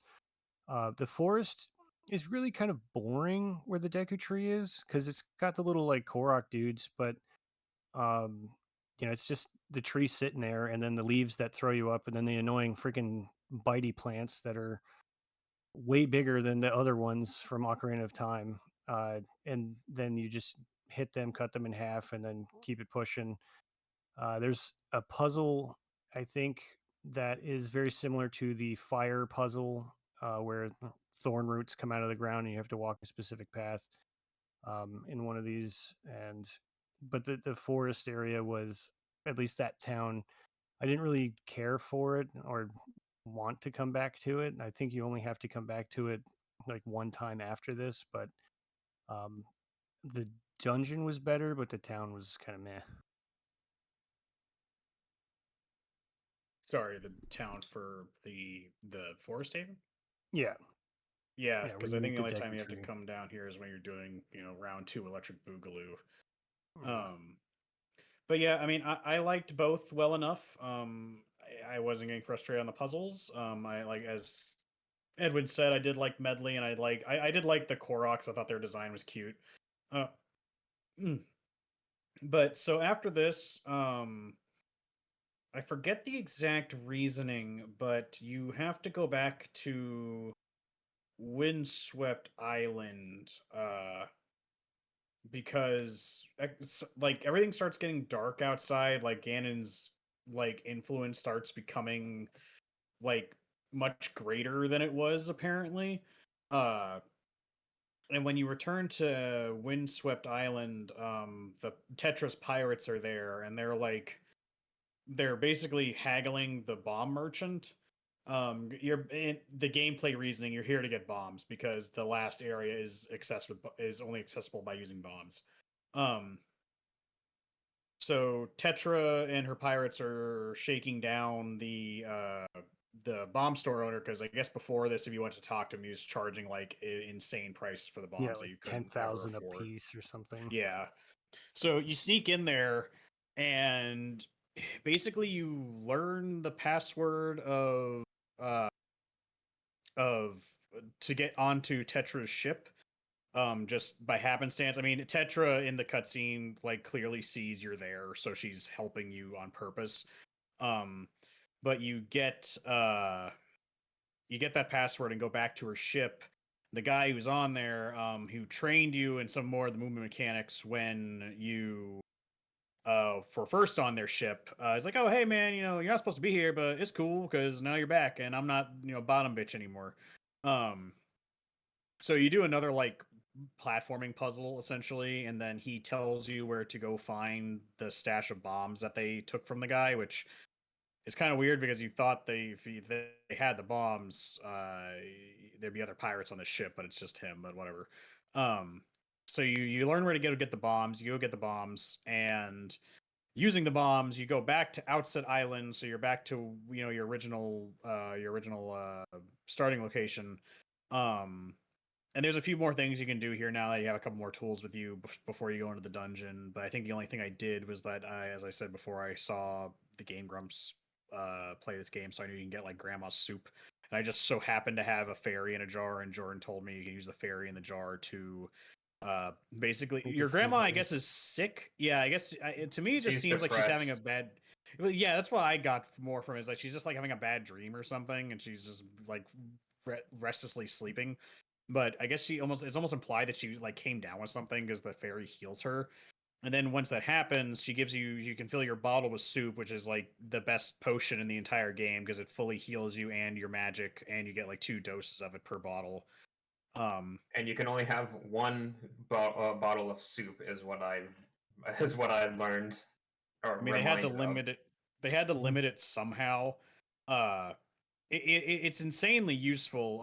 But the one thing I will say is that I think I used it once the entire game, only because um like this game is incredibly generous with hearts and bombs and arrows. Like I barely ever needed to go to the store for anything because I all you had to do is go break a pot or fucking go cut some grass or something, and 9 times out of 10 you're gonna find what you're looking for. Not only that, the enemies drop a bunch of items, and they drop basically these loot orbs after they die where you can break them and they'll just pop open like a pinata full of shit of like rupees and supplies and stuff. So it's a really good item, but I only used it once the entire game. um and whoever if that's better or worse for you, that's up to you. This game being a bit more forgiving in terms of your health and stuff. I liked it, but it was almost overbearing because it kind of took away the point. Because there's a whole potion brewing system with the choo choo jelly that like was just seemingly unnecessary because I never felt the need to have it. There was no Yeah. point because I was never hurting for anything. And isn't Um, that at the forest place where the guy does the potions? So I mean, it's weird, but there's actually 3 locations you can get potions. That's the soup that the grandma gives you, which gives you both magic and hearts, but only she can give that to you. And then I think you can get what is equal to a blue potion from giving the Deku plant like seeds to the alchemist Korok, and then he just fills your bottle with it. And then the other first potion one that you can actually get to is the potion shop in Windfall Island. But the thing is, you have to give him 10 of each type of choo jelly, which you can either pay him if you've already like given him the chew jelly. You don't have to collect more. But it's like you can either pay him for the potion, or you can just request for him to give you a potion from the material that you have. But he makes the green chew jelly potion, which is only for magic, the red one, which is for hearts, and then the blue one, which is the hardest to get, which basically is like a limitless version of the. I mean, by limitless, I mean you can have as many bottles of it as the blue chew jelly, which is which does the hearts and magic. But it is weaker than the grandma's potion because on top of being a blue potion, basically, it also doubles your attack until you get hit. But so the grandma's soup potion is basically the best one out of all of them. So it is the easiest one to get to. So you guys are right. All the other ones are kind of pointless. Yeah, the economy of the game kind of just like falls completely apart because like I have only ever needed to go to Beetle in his little boat that appears in certain places one time, and it was to buy pears. And that was it. I don't need to buy anything ever. Well, the only thing I ever bought from him was the pears and bait, because that's the only place you can get those things is from him. Because it's like, oh, you want to buy some arrows? It's like I am always topped off on arrows and bombs all the time because they drop like fucking candy. Like it's not even funny.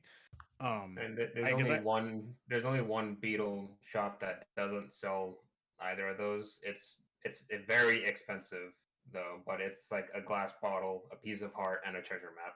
But they're all close to like they're like 500 that 500 rupees to like 1,000 for the stuff that he has.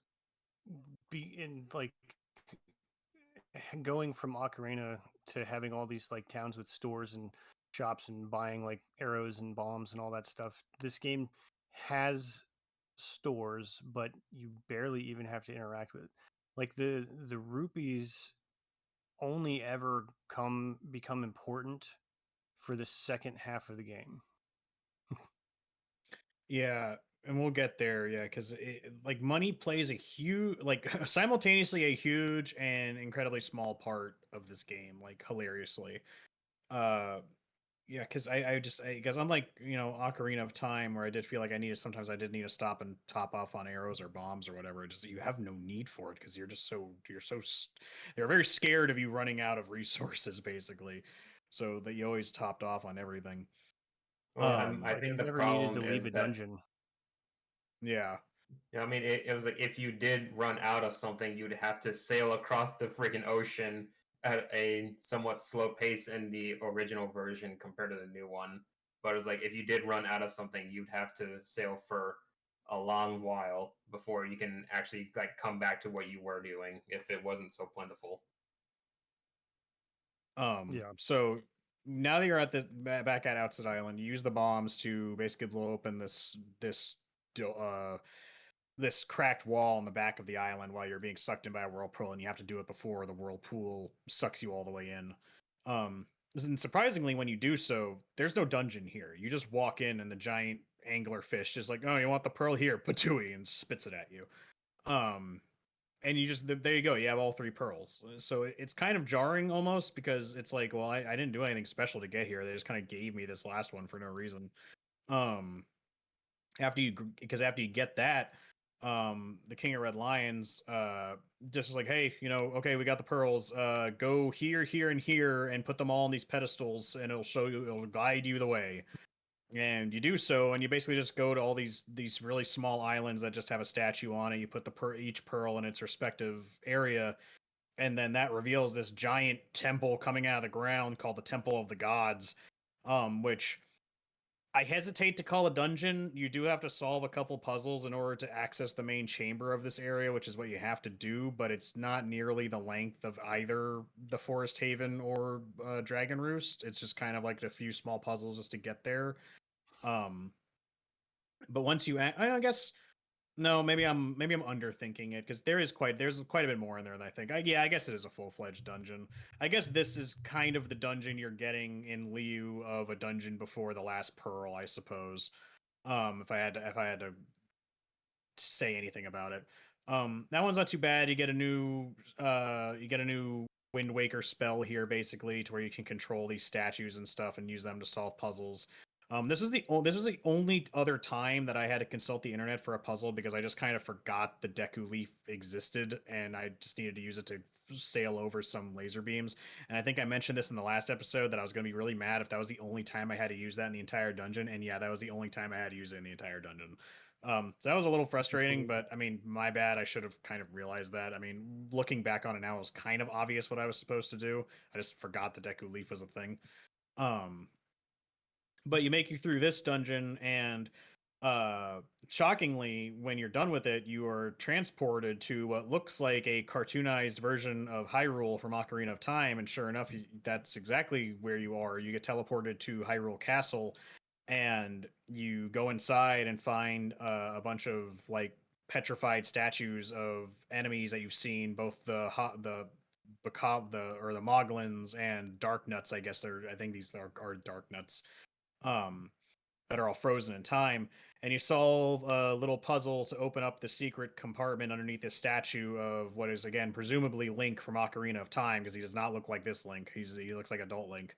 That leads the way to the Master Sword, and bada bing, bada boom, you have the Master Sword. Which might I add, when Toon Link gets the Master Sword out of the rock, he is very unimpressed with it based on his facial expression. He was like, I already had one of these. I don't need another sword.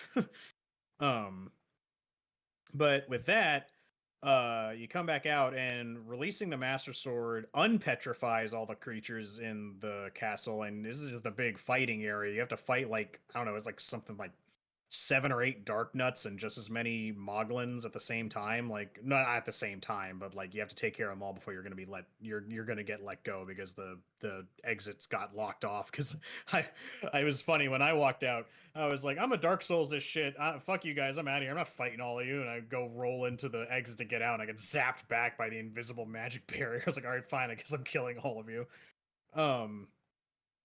So you fight them off with your Master Sword. And basically, you get back out to the King of Red Lions. He gives you a bit more exposition about what this is. Basically, like, yes, Hyrule was buried underneath the ocean essentially because of their bid to get rid of Ganon. This is what they were. This was their quote unquote gift from the gods, I guess, because they're like, they prayed to the gods to help them with Ganon. And basically, the best they come up with is like, well, we could drown y'all, I guess. And sure enough, that's kind of what happened. They had a bunch of people get to higher ground, which presumably is, and correct me if I'm skipping ahead, but I think this is the part where he tells you all this. But where everyone goes, he tells you everything after you have to go to the Forsaken Fortress to use the Master Sword against Ganon, but it doesn't work. Okay. Well, I'll continue that spiel later then. But so basically, yeah, you get the Master Sword, but the King of Red Lions is like, oh yeah, you get the Master Sword, then the King of Red Lions is like, all right, we got the Master Sword, let's go fuck up Ganon. And sure enough, so you go back to the Forsaken Fortress Part 2, but this time you have a weapon, which the layout of the place has changed a little bit, and obviously there's no stealth mechanics this time. You're just meant to fight mano a mano and use the tools that you've gotten to make your way through. You fight Shadow Ganon, which is not a really hard boss fight. You have this because I think we did the volleyball thing back in Ocarina of Time, I believe. Yep. So you just reuse that mechanic here, and you bounce his magic back at him, and you do that, and then you get a new tool, which is like this hammer thing, which is used as not only you can use it as a weapon, but it's used to like hammer down like buttons and stuff. And so you get that, and you make your way through the dungeon, and sure enough, you confront Ganon, and you're like, fucking fight me, bitch. And you realize you try and hit him, and he just kind of backhands you away because you're a child, and he's like an 8-foot tall monster. And he's like, your sword is pathetic. It has lost all of its power on me. You can't possibly, hurt me with that thing. Tetra comes in to save you, and then Ganon I don't know what the fuck her plan was, because she just kind of comes in and does like a backflip off of Ganon's shoulder to like mildly annoy him, I guess. Like, I don't really know what like what her full plan there was. But sure enough, because again, he's an 8 foot tall demon man, he just grabs Tetra by the fucking throat, and it's revealed at that point Ganon has the Triforce of Power. It reacts with Tetra's Triforce of Wisdom, when you get the big reveal that Tetra is Princess Zelda in this universe, which I actually really like because it gives Zelda a bit more personality, IMO. So you realize Tetra is Princess Zelda, and it just looks like things are going to shit when this time you're saved by the Rudo. They come in and sweep you out of there, flying you out of there. And then the dragon guy that you rescued from them, their dragon god, basically tries to roast Ganon alive. And then you get a bailout from them, and you're brought back to the King of Red Lions. And we'll leave it at that for now. So, Jordan, if you have anything to say about it, you can go ahead and give me your opinions on everything past the Forest Haven. We're collecting, the last pearl, and then getting into the Temple of Gods and the Temple of God itself, and then the Forsaken Fortress Part 2. I mean, like, to be honest, the fighting and stuff is what I really digged. I really didn't care much about the searching and finding with the boat and in this endless ocean. I get that it's a big giant map full of infinite discoveries of different islands that you can go out, as long as you're following wherever current you're going. I couldn't stand the sailboat thing, just because, you'd be doing the wind song, and then all of a sudden you'd get close to something, and then I'd try to cut the sails off, and then I can't. I wish he had like an oar or some sort where I could just paddle myself a little bit closer without having to turn on the fucking the freaking giant ass, saddle that kicks on, and the sail just kicks on and just throws your ass like 1,000 miles an hour, and I end up missing things. It was really frustrating. When you put the sail down, you can cruise, and it'll let you just gently drift whatever direction you want. I mean, I was trying it. I was rocking it and everything, and it would not move. It just sat still. You have to hold right trigger. It's not something that happens automatically. Oh, well, that fucking sucks. But yeah, okay. Well, then I got the worst of it. Damn, you're playing hard mode then on sailing. Yeah, because I'd be like trying to get to any of those hidden items that are in the ocean, or trying to get close to the fish, and I'm going 1,000 miles an hour, and I have to fucking park it right there. And then if I don't and I miss it, then I got to turn my ass all the way back around and try to do 1,000 miles again to try and get him, and then park it again, and it was fucking killing me. But yeah, finding the pearls and such wasn't hard. They're basically marked there on the map for you to find. Went through all the different things to get along the way before I got to the Ganon spot. It was cool when you got to the Hyrule area, and like you said, it was like you're seeing all these dudes all in one go. I was like, I hope they don't come alive, and they did. And it was like, holy shit, there's a bunch of them. And of course, those Dark Nut dudes or whatever, you have to cut their armor off before you can just beat them. So there's like a little bit of dodging aspects to it, to where you got to be ready to time it just right, or you get fucking whopped. And it doesn't really go too well either when you have 2 of them or 3 of them in one spot, and so you're trying to separate them. And it was interesting. It was definitely different, because I was always fighting one person at a time. So now you're getting like swarmed by them, so you have to like make sure you're picking your places before you start initiating a fight. And then the big huge spoiler for me, which I liked as well, it was just the idea that it was kind of like that Sheik moment in Ocarina of Time, where you found that girl was actually Zelda, and you're like, holy shit, that's crazy. So it was cool to see that again. Probably would have been more of a eye opener for me if I didn't play Ocarina of Time, because I was kind of like ready for it. I was like assuming that there was going to be someone that was going to be Zelda. If we were seeing there was like a reincarnation, kind of like Link, that there was going to be a reincarnation of Zelda, presumably. So I saw that as like it was going to be a sure thing.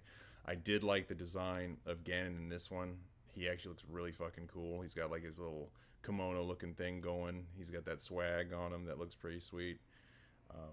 And I do like that they still kept him menacing. He was really dark with how he was basically telling that there was no hope for them when they were going to be battling against him, which is what they kept like the Ocarina of Time version. So they did keep things really comical and funny, but at the same time, they still give Ganon that really dark and serious motion that I believe most people would want in a villain. So, I mean, other than that, like I have the biggest harp that I had apparently was my own doing because I should have used the right the right stick or whatever the fuck it was to direct myself better. Because God, man, every time I was looking for something, it was painful. It was only easy for me when I was in the Temple of Gods because there was really no real hard place to miss because you would literally just haul ass until you hit a wall and then you could just jump out and swim and get to the side that you needed to. So no real big issue there. But other than that, everything was okay. Yeah, this is my favorite incarnation of Ganondorf. Not only he's constantly aura farming 24/7 just by existing. Um, uh, again, like assisted by the art style. But yeah, I mean, everyone's done that one time or another. I can't really blame you because you don't get the option to cruise unless the sail is down, which is strange, but you know, it happens. Um, but anyways, Edwin, give me your summarization of all those events and how you felt about them. So it's like I mean, I wasn't gonna interrupt you because even I didn't know the names of some of this stuff. But after the Forest Haven, you're directed to go to Great Fish Isle. But when you get there, you realize like, oh, the island is completely obliterated. Because at some point while you were doing your own stuff, Ganon was searching for the pearls that you are also looking for, and he knew where one of them was, but he destroyed the island because what he was looking for wasn't there. Yes, that's right. Jaboon wasn't there. Yeah, now that you say that, that's exactly what happened. Yep, I forgot that one connecting thread between that and getting the bombs. Yep. Yeah, it was like, ah, crap. It was like, I don't remember what the name was either, so I was like, I can't exactly correct anything. Edwin's my co-pilot for this episode, correcting me because he clearly knows way more about this game than I do. I mean, I played the original like 8 times, and I played the new one like 3. So it's like I have a lot of playthroughs on this game. Nice. But after Great Fish Isle, you go to, some of the stuff that you can do, and some of it is important, some of it isn't. In Windfall Island, I just forget what is time locked and what isn't. I tried to do a bunch of stuff at this point because that's when you can actually like run around and get things. So I already got Tingle out of his jail cell and then got the Picto box from behind his jail cell, but I couldn't figure out how to get the deluxe Picto box where it actually takes colorful pictures rather than just black and white. I knew the materials that I needed, but I didn't know how to activate the quest. Because in order to get the deluxe Picto box, you have to get a very specific Firefly creature that's literally just a colorful dot on the screen from the Forest Haven into a glass bottle. And then I just don't remember how to initiate the quest. Is you have to show the photographer in Windfall Island the Picto box, and eventually you during the quest line he'll talk about like, oh, there's some way to get colorful pictures, and then that's when you show him the firefly in the bottle, and then that's basically like your flash for the camera, giving you colorful pictures. I don't know like how that works, but there's a quest for that, and I remember it clearly. I just don't remember how to actually start it. But from all that, I also gave the chew jellies that I did just because to have it ready. And then I got the bombs and all that. I think the game actually locks you out, even if you did know the answer for the pirate ship code. It does lock you out from actually answering correctly because you have to witness the pirates inside the bomb shop. But I had some trouble going through the puzzle to get the bombs because I just kept falling off because the lamps just like weirdly shift from the ceiling. It's just a weird thing. They like shift side to side even though they're like strung to the ceiling. They just move for whatever reason. And then going to Outset Island, I try to do some extra stuff. Some of the stuff I can't actually do because I don't have the items. But I also did go and get the grandma's soup. I gave her the fairy, and then I went back all around just to get myself another one. And then I tried not to waste so many bombs because unfortunately, unlike the new one, you don't actually have a cursor for aiming the bombs. You just kind of have to shoot and guess because you don't have an aiming cursor from like HD version. So Yeah. I just I save stated just so I didn't lose all my bombs because I knew I was gonna run around and use them later to defeat a Kraken mini boss to the east of Outset. Because next to an ocean fortress, there's seagulls circling around, and then when they do that, there's either treasure, but most likely it's going to be a Kraken that you'll get a unique item or some unique reward for defeating it. But you have to use the bombs to shoot the eyes with. It's a lot harder than it looks. But that one that I wanted to fight for specifically, it doubles your magic, which I just desperately wanted because it just makes the rest of the game easier when you're flying with the Deku Leaf. Yeah. So I did that, and then I got all the pearls. I ran around. I think I did some extra stuff. I went and I had enough. I got enough money to go and get the purse upgrade, so I can buy another glass bottle from the beetle that actually does sell it. And then I finally did put all the pearls around, and then went to the Tower of the Gods because it forces you to go into the tower after putting the last orb. So I just kind of messed around before putting in the last one. The Tower of the Gods is a very long dungeon. It takes quite a while to do. I think it's the longest dungeon in the entire game. But going through all of it, it's really cool, and you finally get the bow and arrow, which is very useful just to shoot enemies from far away where the boomerang can't reach. I just like messing with the bow and arrow in all the Zelda games. It's just fun to just point and shoot at things. I also really like the boss. I just find because it's basically a bongo fight from Ocarina of Time, but with some additions to it. I just find that boss very memorable because he's also in the trailer, and then just the scene of him shooting the laser bombs at you is just really cool. And going through trying to get the Master Sword after going underwater to Hyrule Castle. Fighting all the monsters that are petrified, it just reminds me of the Thousand Heartless fight from Kingdom Hearts. It's just a giant battle royale. This is really fun to do every time you get to it. And then going back to the Forsaken Fortress, I did get lost this time around because I just got turned around, and I did cheese some stuff with the Deku Leaf, so I just kind of skipped some portions just because I figured out and I wanted to do it. So, and I just got rid of the flash, the spotlight, and then I used the Deku Leaf to reach a ladder that wasn't all the way down. But if you cancel your gliding at just the right moment before reaching the ladder, Link lands on the ladder, and then you can just skip climbing the tower into this little shortcut, and then just go straight to the sliding against the wall to reach the door where your sister is. So it's just a funny little thing that I tried.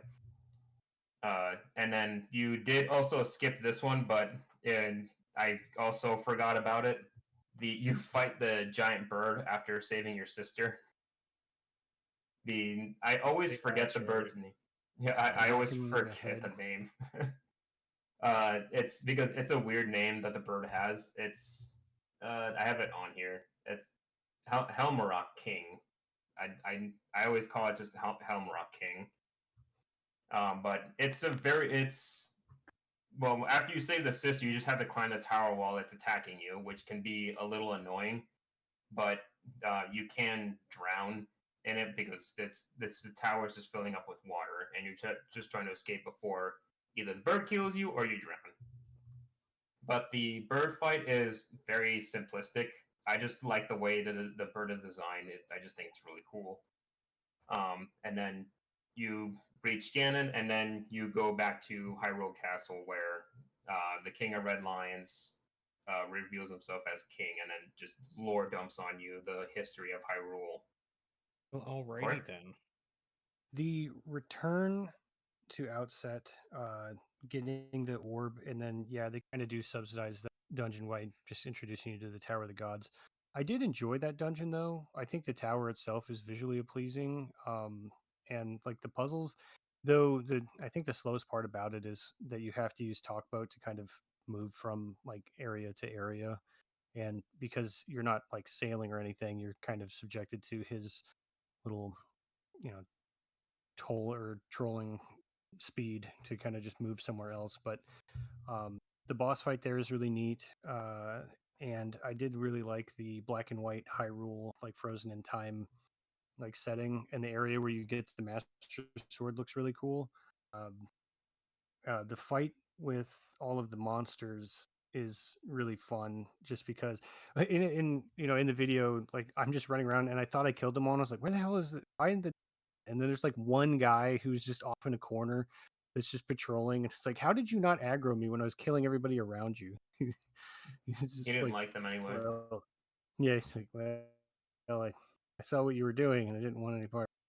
Um, you know, but after that, uh, clearing the tower, going back and fighting the bird.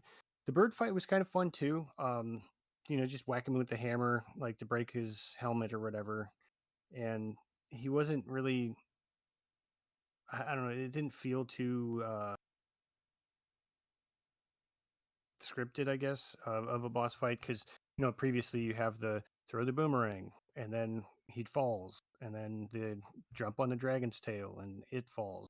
This one was, um, the bird's design itself is really cool, and like the way his like feathers and stuff move on screen. So he's kind of probably my yeah probably my third favorite boss, like design at least, outside of like Yeah. Ganon being second. I mean, the Ganon's pretty fucking cool, but Yeah, there um, is also a goofy thing that happens with the bird that when he's charging at you while flying, he kind of scrapes the ground with his claws. But if you angle it just right when he's after you, you can make him like Looney Tunes crash into the wall behind you, and he just like slides down, and it's just pretty funny to do that to him.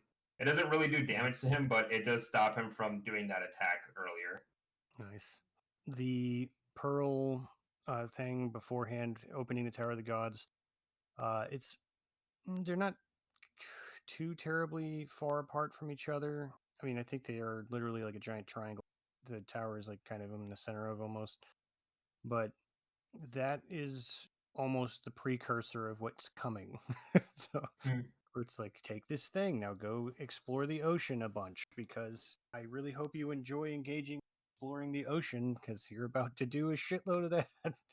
Yeah, we're um about to get there. It's yeah. go ahead, keep going. Because like at this point in the game, coming off of Ocarina of Time, because you can't really reference any of the games that come after this, and then you have a handful of Game Boy games as well, the Oracle, Seasons, Ages, Link's Awakening, blah blah blah. The I have done 3 temples, so it's like, oh, okay, well, there's going to be 5 dungeons that are coming up after this. At least that's what they did in Ocarina of Time. So like, let's go. We're gonna get into like the real Zelda part of this, right? Well, that's not necessarily the case.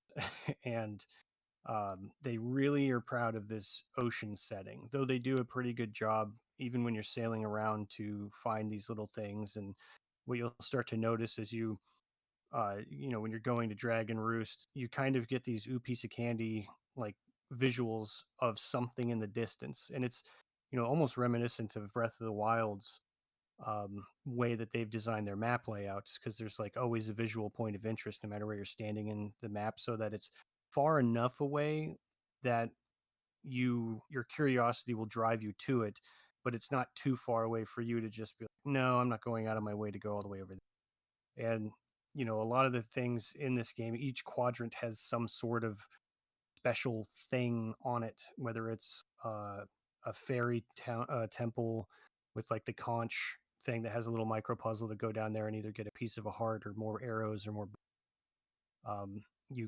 There's just something for you to go and explore. But for my playthrough, I was just kind of like, I don't care. I just need to go where I need to go. And so that does make the game a little bit different when you're just out here. And if you don't have the teleporting spell by this point either, then you're just kind of like, man, I have to sail a lot. And I think, Udon, you got the teleporting spell way later, right? I know I didn't get it for a long time because I didn't get the teleporting spell until I was required to use it to teleport onto that island to get the arrows. Yeah, Well, you can't get it beforehand because you can't get the cyclone teleporting song until after you do the Tower of the Gods, because you can't physically hit the frog controlling it until you get the arrow. Yeah, that was the one thing I forgot to mention. I mean, we get the bow and arrow in the Tower of the Gods, which is incredibly used very heavily through the rest of the game. Yeah. The cyclone thing, it was I was just like, giant tornado's bad, so I'm going to steer around it. And so I basically did that for the rest of the game until I realized I needed to teleport onto this island, and was like, oh, okay, fine. Well, now I have to find the cyclone guy, which he's usually hanging around outside of the Tower of the Gods, but he does kind of move around the map too. But I also didn't get the dancing guy's song that changes the day to night until after I had completed the thing that requires you to only do it at night.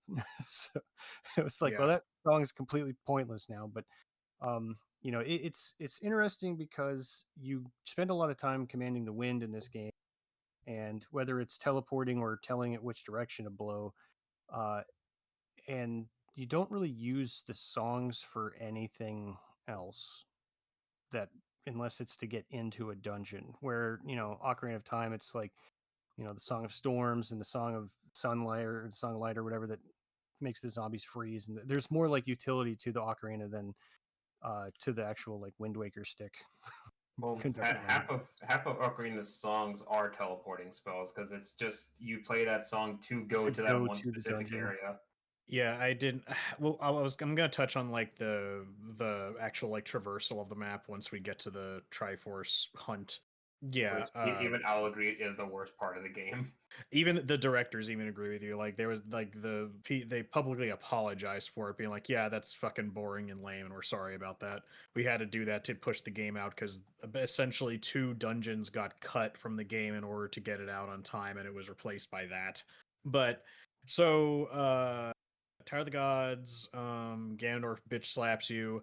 Oh yeah, so this is the point where Boat's like, oh yeah, sorry about that. Master Sword doesn't have enough AA batteries in it, so we gotta go charge that shit up. Yeah. So now you have to go back to Dragon Roost and back to the Forest Haven. Well, not essentially. So okay, so wait, so sorry, I'm getting ahead of myself. King of Red Lions basically spells out for you that what the rest of the game is. He's like, all right, we need to charge the Master Sword up when we got to go to the Sage Temples and get the Master Sword charged up to defeat evil. It's like, here are the 2 temples and for you to go to. And he's like, and you also have to put together the last Triforce of Courage, and it's in 8 pieces. But most people's first inclination is going to go to the dungeons first, since he actually marks that on the map.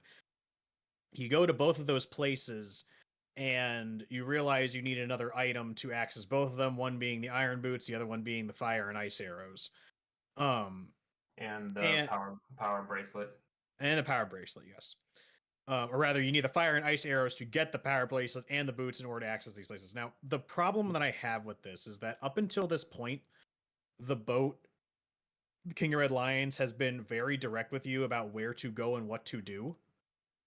And now suddenly it's starting to become more open. He's still giving you some kind of direction, but when I got to this place, I'm like, all right, how do I get this? And I think Corey told me, he's like, I have to get the fire and ice arrows. I'm like, all right, where do I get those? And you have to go here, and that's where you have to go get the Song of Gales and all this other crap. Now, I sound like I'm annoyed with it, but I literally did everything from this point onward within the last 2 days because the time kind of caught up with me, and I had to end up kind of rushing to the end here. Which kind of sucks because otherwise I really would have liked to enjoy my time exploring, but I'll touch on that more when we get there. We'll stick to the plot for now. So we have to go get the fire and ice arrows, which means we have to go get the Song of Gales, which means we have to go shoot a flying toad in the eye with a bow. You get that, you get the fire and ice arrows. The fire and ice arrows allow you to solve some puzzles that gets you these 2 items. You get these 2 items, and once you get in there, you realize you can't even open up the fucking place. You have to go find the ancestor of the keeper of these places, which lo and behold turn out to be Medley and what was the other guy? What was the Makar. one for the core? Makar is one of the Koroks from the Sage, the Forest Haven.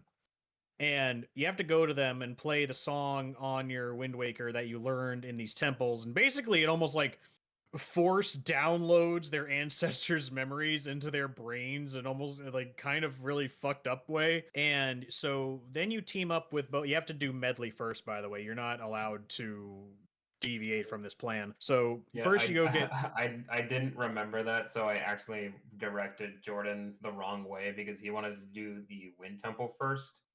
But now that you mentioned that, I did just realize that while you are correct that the King of Red Lions was directing you like almost every step of the way, he does not. It's nowhere near mentioned that you have to do the South Temple first because he marks both temples on the map simultaneously. That's also another fucked up part. Basically, I'm trying to preface that at this point in the game, the straightforward like direction that it's been having kind of starts to fall apart. So you go get Medley. She realizes what she needs to do. You take her back to the temple, and in what I think is kind of neat, you basically do the next 2 temples with both Medley and Makar as like a partner character to you, which Medley is way more useful than Makar is. But I guess how useful would you be being a stump with a leaf on your face? But so you go into this is the Earth Temple where you learn that the Rudo are ancestors of or descendants of the water people, the mermaid people from the Zora from Ocarina of Time, which I don't know what evolutionary fuckery had to happen in that time for fish people to turn into bird people, but it must have been in fucking overdrive in order to have that happen because wow. Well, there's a lot more water than there used to be, so we should make you all birds. Yeah. So which also my question is like, well, what happened to the Gorons? Because they lived in the mountains, but the only thing I can think of is that they ran out of Rocksteed, I guess. No, they're dead. Yeah. I just question how. But anyways, so you team up with Medley and you use her to both hover you over areas and you use the commands again in a really weirdly fucked up way. You can use that command spell you learned in the Temple of the Gods to basically mind control her and have her use her harp to reflect light. And in this temple, you'll get the mirror shield, which you use a bunch of light reflecting puzzles to get through it. And you fight this giant fat ass ghost demon, which quite frankly is probably my favorite boss because I don't know, I just found it he just uses the cool design and I liked how you beat him and stuff.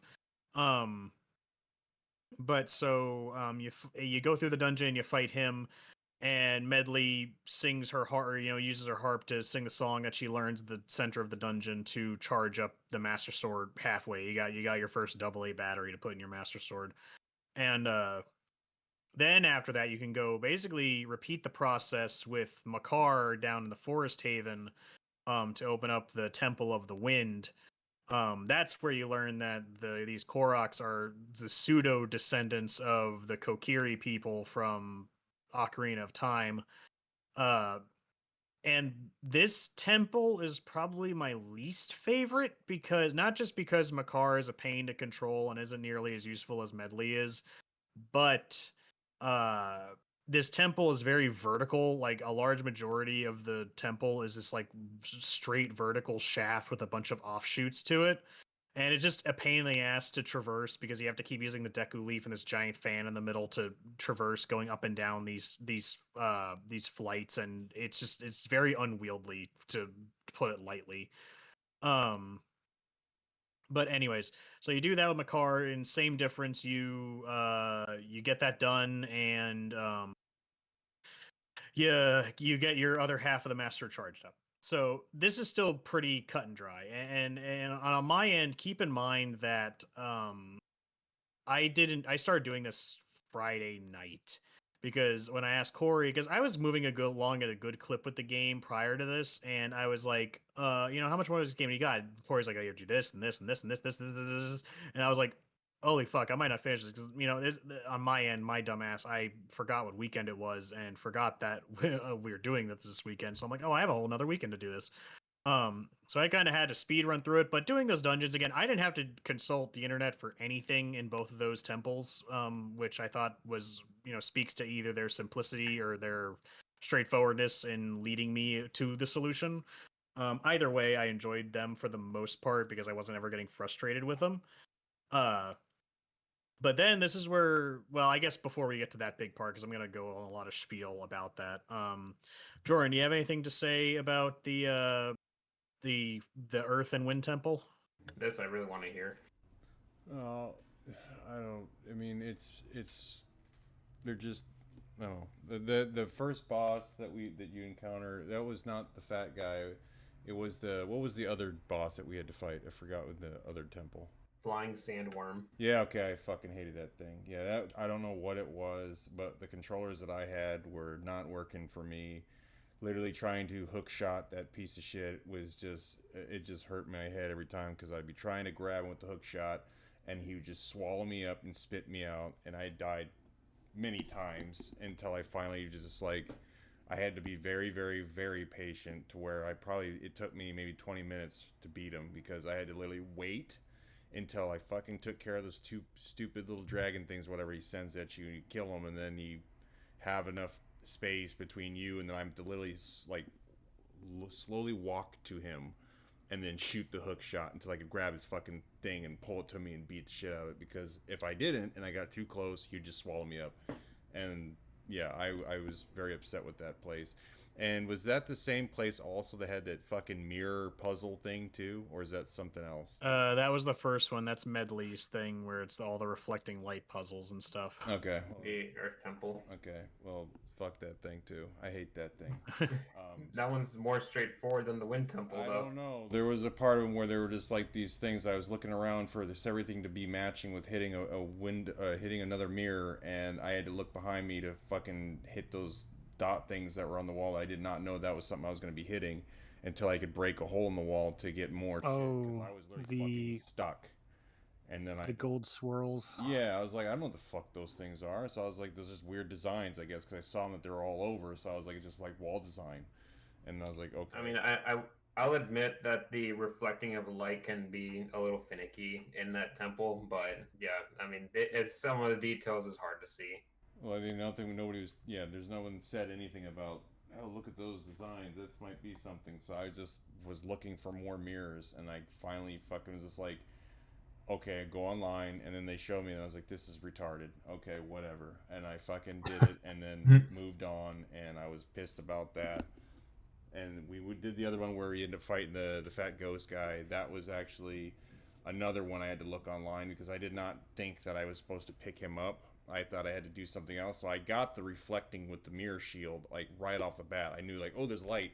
Hit him with it. And then bam, dropped him. And I was like, sweet.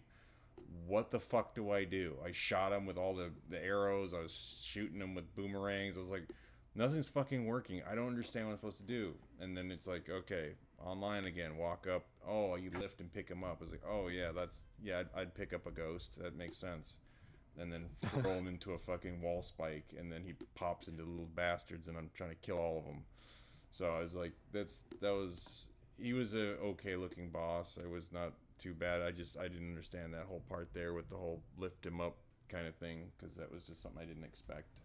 The battle. I mean, I'll go up to bat for the game real quick though. Is that like to get to this area, you had to lift up the big rock. It doesn't mean necessarily that you're going to use it all the way through. It's just like, and I walked up to it, and I kind of had almost the same thing as you. I was like, well, how am I supposed to? He's too fat. I can't stab him because he's so fat. And I was just like, oh wait, he's a big heavy dude. And I walked up to him, and sure enough, it just said A to lift. I was like, oh, okay, that makes sense. Because I got this to get in here. I just pictured as he was a ghost or a phantom, which is weightless. So I didn't picture that as I had to pick him up, because he's like he's a ghost or some sort. So I was just like, okay, I gotta. Well, he's clearly eating something wrong. He's a fat motherfucker. Yeah, no, he's got some chunk. But yeah, after I figured out that one, he was pretty straightforward. It was not like anything that I'm saying. Basically, is not anything against the game. It was just something that I was literally like, okay, it's gonna take me a second to step aside and look online for something. Which, if sure, this was something that happened back then, I'm pretty sure I would have gotten the strategy guide for it, and I would have been able to figure that out myself. So it was just a little bit of here and that I just had to figure out. Everything else kind of worked its way, but it was just, again, the aiming on the hook shot or the bow and arrow.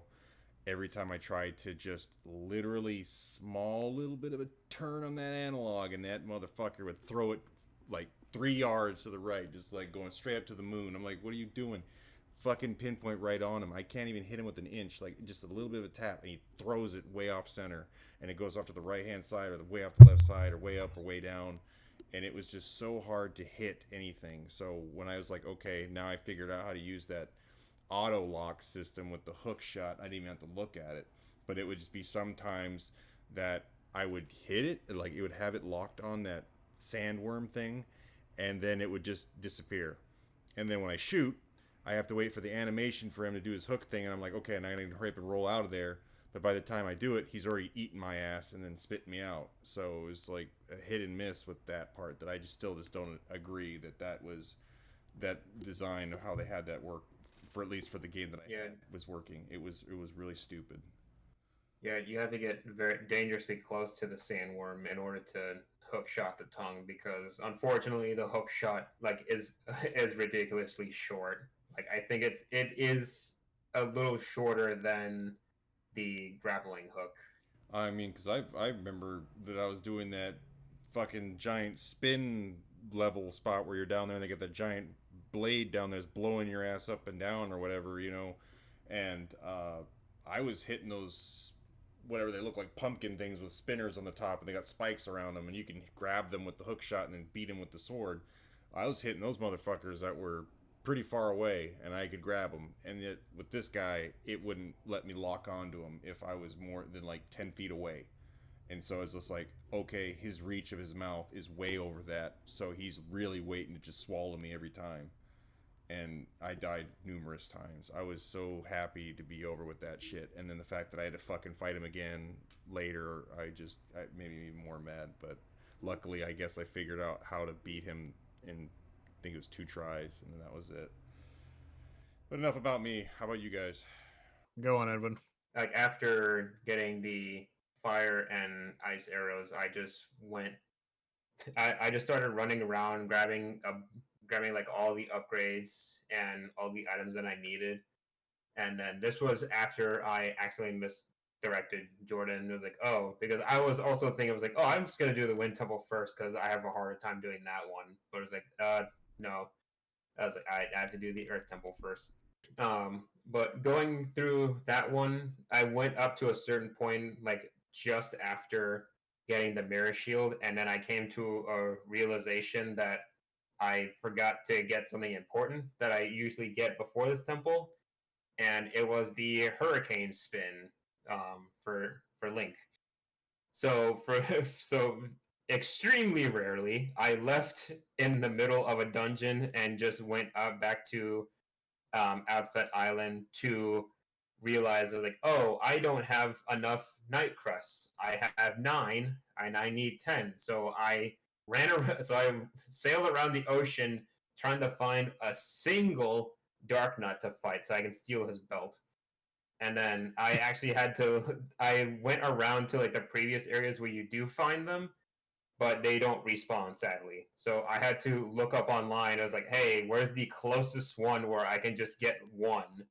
And um, apparently, the Savage Labyrinth, which is a hole in the ground on Outset Island, which you do get a Triforce piece from. In that dungeon, it's just a series of fights where there is a Dark Nut, but I didn't realize that there's something there's like a little missing thing in this dungeon. That it's like under a rock, so you need the power bracelet to get to it. But when you get in a dungeon, it's a series of fights of basically every single enemy that you've fought throughout the entire game, minus the bosses. But when you fight them, they don't drop any items. But the way around it is that if you use the grapple hook on them before killing them, you can still steal their items, even though they don't drop it on death. But I went through the whole Savage Labyrinth without realizing that, so I didn't want to go back. So I did that for the Triforce chart, and then I dipped. And I had to look online for another place to get the crest. And then I found one, which is just the same thing, but it's just a bunch of enemies all at once. So it was just like another unpetrified battle royale situation from the Hyrule Castle when you take out the Master Sword, except this one was much harder because it was a really crowded room. So I finally got the crest, and I went back to Outset after maybe like 2 hours of my nonsense, and then finally got the Hurricane Spin, and then finally went back to the Earth Temple to go and finish it. I like the Earth Temple. It's not really confusing. I did have to look on the map a little bit because I got turned around at one section because I did leave instead of just doing it on one whole thing. So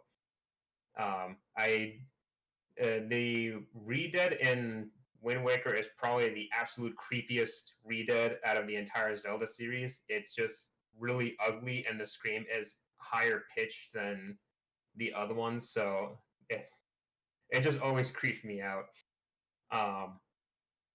And then the reason that I wanted the Hurricane Spin is because on the last boss, the Fat Ghost, he splits into a bunch of tinier ones, and it's just really easy to get a bunch of them with the Hurricane Spin.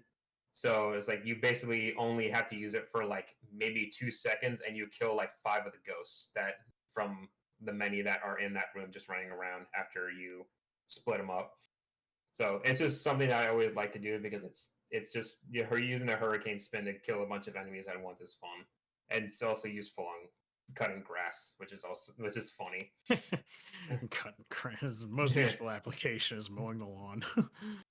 I just using the Hurricane Spin itself on anything is just fun for me. The useful thing is that every time you get enough ghosts in that boss fight, it goes straight to a cutscene, so you don't get the side effect of Link getting dizzy and being a sitting duck for like a second. Mm-hmm. And then after that, I went directly to the Wind Temple since I pretty much did everything else. So when I said I get turned around a little bit in the Forest Temple, I get really turned around and lost in the Wind Temple pretty much every single time I play this game because it's very vertical and there's a lot of rooms that either circle around, it's a dead end, or it's just something you have to get to through another room entirely because you have to go through, even though each room is pretty linear, there are like some sections that you have to go back to that room again because you lose Makar to the floor masters, and then you have to go and get him back. But you can't do those side sections of those rooms without Makar. So it's like a lot of back and forth because you control Makar a lot more than you have to control Medley. Yeah, which is just another irritation because you have to play the song a lot more often. The Song of Command a lot more often. and he is much slower, and his flying is more annoying because even if you're trying to go down, you have to occasionally press the fly button, because then if you don't, he automatically just give up and then just like drop like a meteor on the ground, and it's just Mm-hmm. really annoying in that really long uh, vertical room. The I did have some issues with the sandworm boss because I was having the same issue as Jordan, though I was being a little stubborn. But every time you do get a hit on the tongue of the sandworm, which is the weak point, it spits out smaller versions of itself that are constantly chasing after you.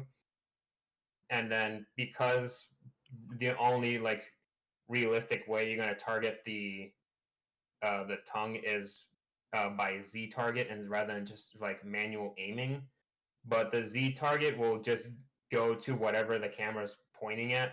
So a lot of times you'll Z target the smaller ones instead of the actual tongue. And since it's like an antlion trap, the sand is constantly like moving you towards the sandworm for him to eat you. So if you're not quickly targeting the tongue, then you're just gonna get eaten by the sandworm. So I got eaten a few times, but I didn't die in the boss fight. So I was like, but doing that part again, I understand what Jordan was going through. So I don't blame Jordan for having trouble with it. Then after that, I was just money farming. I did try to cheat the system a little bit because in the not in the Wind Temple, there are jars outside the boss door that just give you a bunch of rupees. But instead of going all the way out from the entrance of the temple, you can just take the teleporter inside the. No, wait. There are a bunch of pots on the outside of the boss room, but the pots respawn during when you go on the instance when you leave the room. But the boss room is bigger um, from the entrance, so I just went through the boss door. But even if you already defeated the boss, you cannot go back. You cannot step out of the boss room. You have to teleport outside through the restart teleporter in the middle of the boss room. So I was like, I wasn't gonna rupee farm there. So instead, I rupee farmed. I rupee farmed the pots in the same room that you get a Triforce piece, which could be any of them because they drop like maybe 60 to 70 rupees total, and then they respawn on room entrance. So just break all the pots, grab the rupees, and then leave the room, and then come back, and then you just get a bunch of rupees over and over again. So that's pretty much what I did after that. All right, Corey, hit us with your experience. The Wind Temple was my least favorite of the two. Kind of sounding like that's unanimous. The Earth Temple, it's strange because when they call it a temple, and I was, on board with like, oh, we're going to do one of those temples from Ocarina of Time, like as a kid, because, the Forest Temple and the Shadow Temple and stuff like that, they felt more involved. They feel more like what a temple would be, but these places were like, I didn't find the Earth Temple that difficult, though it did have more puzzles. At least it seemed that way. Like it flowed more like logic based than the Wind one, which was more exploratory. But that's probably why I didn't like it as much, because Makar is kind of slow and meh. But the Earth Temple's boss was not it's probably my least favorite in the game, which is funny because you like him so much, and I think it's mainly just because of like I didn't think about the light shield thing for him because I didn't notice the beams of light at first when I was playing it, and I was like, how do I get him to stop? Like, how do I get him to like get damaged or whatever? So I was trying everything to hit the lantern he was swinging around, because I thought like, oh, maybe if I use like my fire arrows on the lantern, it'll flash and he'll drop it or something. And then And it's like, oh, hold on, I got to run over here and stand. And then as that fight continues, the light moves around, so you're like, God, I got to walk over here and then do it. And then when he bursts into a bunch of little dudes, you just kind of like wail on them until there isn't any more left, I guess. He kind of reminds me of like Oogie in a way. Um, Also, if you're off by a little bit, I don't think you can throw him into the wall, right? To throw him into the N- corners. You have to throw into the spike pillar, I think. Yeah, Yep. even though there's spikes across the bottom of the entire room because he will blow you into them as you're like playing through it. But his fight actually keeps you moving. I think like he controls the boss arena like more than a lot of the other boss game though. So like maybe boss design is my least favorite, but as far as like movement and interacting against the boss goes, he's probably the most active because the only thing you're doing with the centipede in the beginning is hook shotting above him, and then as long as you grab it, it automatically plays that like you have successfully hooked the thing, so here comes your reward. Yeah. The controlling of medley is not that bad. The mirror puzzles were kind of fun, but I like logic puzzles and stuff like that, so it's like, oh, okay, here we go. Like it didn't really stump me that bad. I think it took me maybe an hour to do the whole temple, and then it took me a little over an hour to do the wind temple. um, I didn't really get lost in the wind temple. I just kind of was like, God, this place is huge for no reason at some point because there's just so much verticality in it. And that's for like all of the flying. And then you got to go under the fan and then you play as Makar, but at first he gets taken and then you have to go figure out how to get him back. And um, it's that temple's design wasn't necessarily appealing to me either. It was just kind of boring. Whereas like the Earth Temple felt a little bit more like interesting with all the sun faces and light things that you had to do. I am with Jordan a little bit though on the shining the light on the wall stuff because they kind of don't really indicate that that's a thing to do at all. Um, they're very subtle. They're not like a it's like a painted texture on the model rather than it being like a very noticeable look at me asset. So they it doesn't draw your attention and it does kind of look like a random just wall decoration because you see them on other stuff because some of them are just you put a hole in the wall and there's a stupid rupee back there. It's not like okay. um but controlling medley to use her harp to reflect, and then when you get the shield and you're both kind of doing it, like I do kind of like those puzzles. So this one resonated with me. It's also the most dungeon-y dungeon in the game. I think across from like all the other ones, it feels more uh, like a classic Zelda dungeon, which is weird to say a classic when this game itself has now become a classic Zelda game. How this time has persisted like it does. Um, so yeah, the Wind Temple. I didn't really like the enemy, the weird like I don't know. It's kind of like the Mario wizard where he teleports around, throws fireballs at you. Oh, Hello, your Toucan nose. Sam the Wizard. Hello, your nose. Hello, your Yeah, nose. Hello, your nose. yeah. Makar, his flying is, even though he's essentially the exact same character as Medley, um, except for he plants seeds and she uses her harp.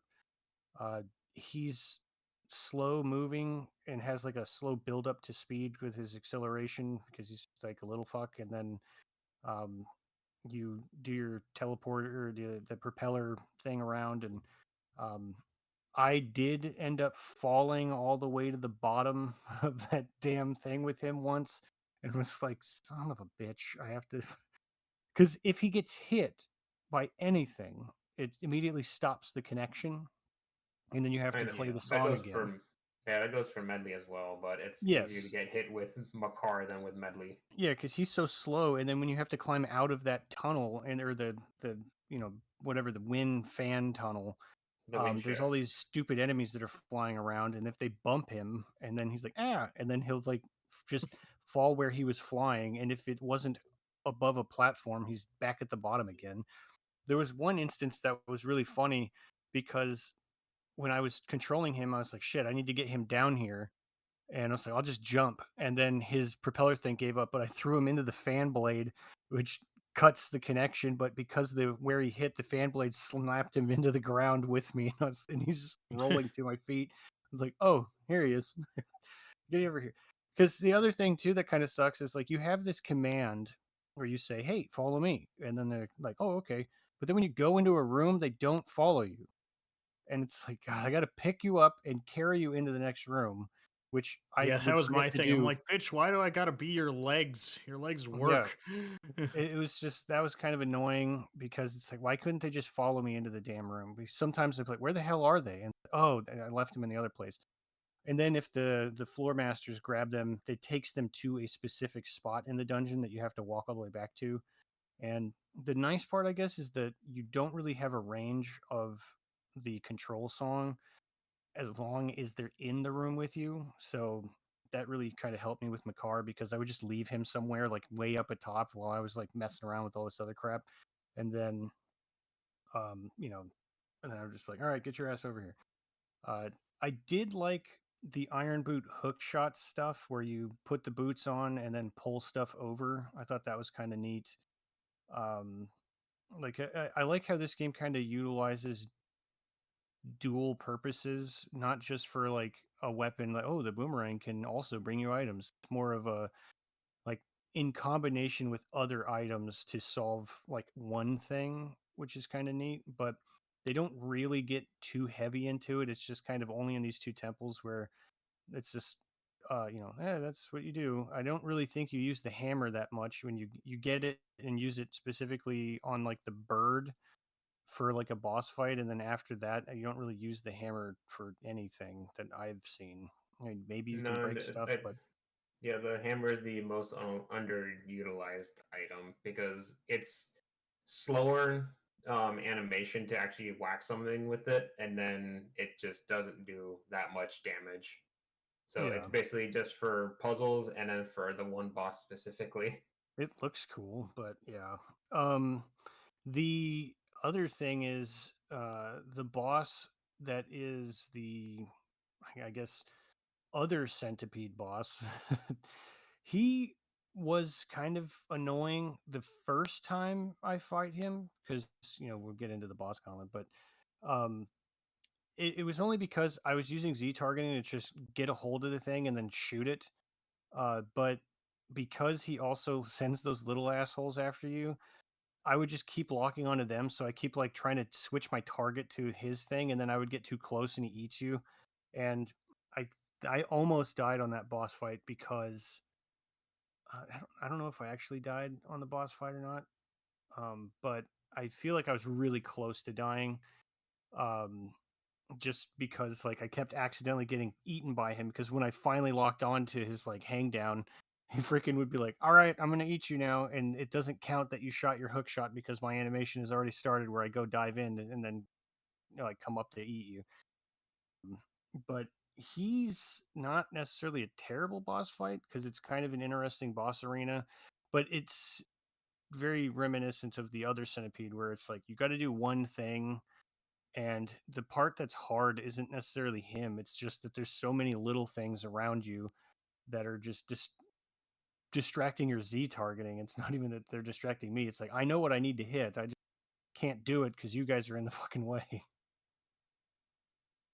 Yeah, I'm not really sure if like those enemies were there to actually hurt you. I think they were just there to be annoying when you're trying to do that part because they're extremely slow, but it's Yeah, just a bunch of them. yeah.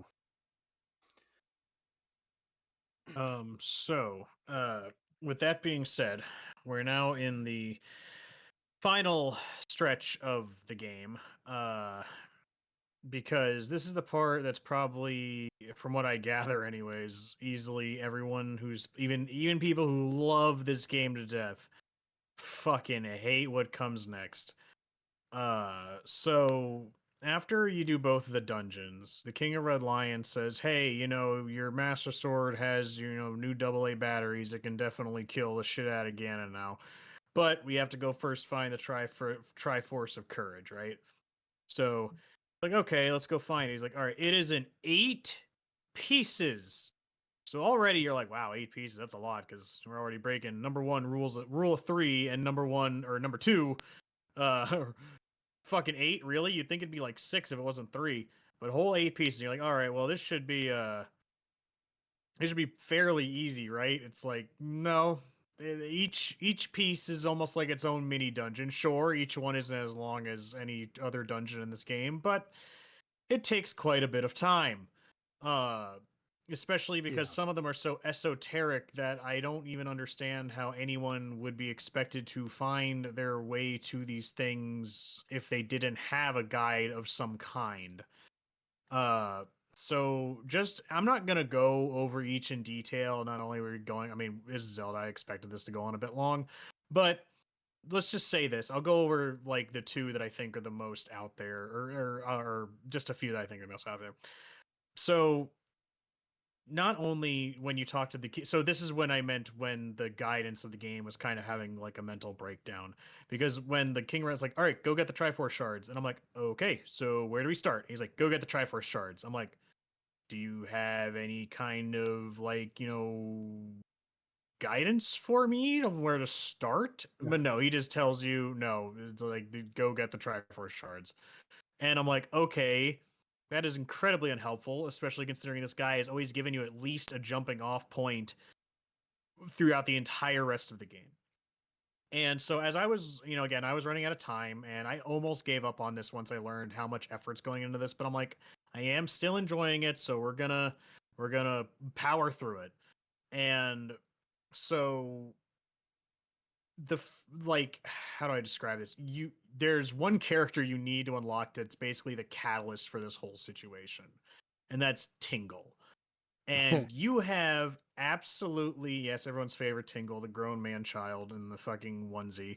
And it's like you have absolutely no incentive to seek him out. And I will give the game this. If somebody that you talk to was like, hey, you're trying to find something, we have a guy who likes doing charts, he's charts all sorts of things, maybe he's heard of it or whatever, like something to at least direct me to the island and then narrow it down from there. But King of Red Lions literally tells you, good luck, asshole. And so you're like, okay, well, this is going to be difficult. So step 1 is releasing Tingle from prison. I don't know why he's in there. Neither does Link. Neither does really anyone. You just let him out. You have no idea who this man is or what he does, but you let him out of prison. Prison for public indecency. Probably. So you let him out, and after you load into the next area, basically you get something in the mail that's the Incredible chart.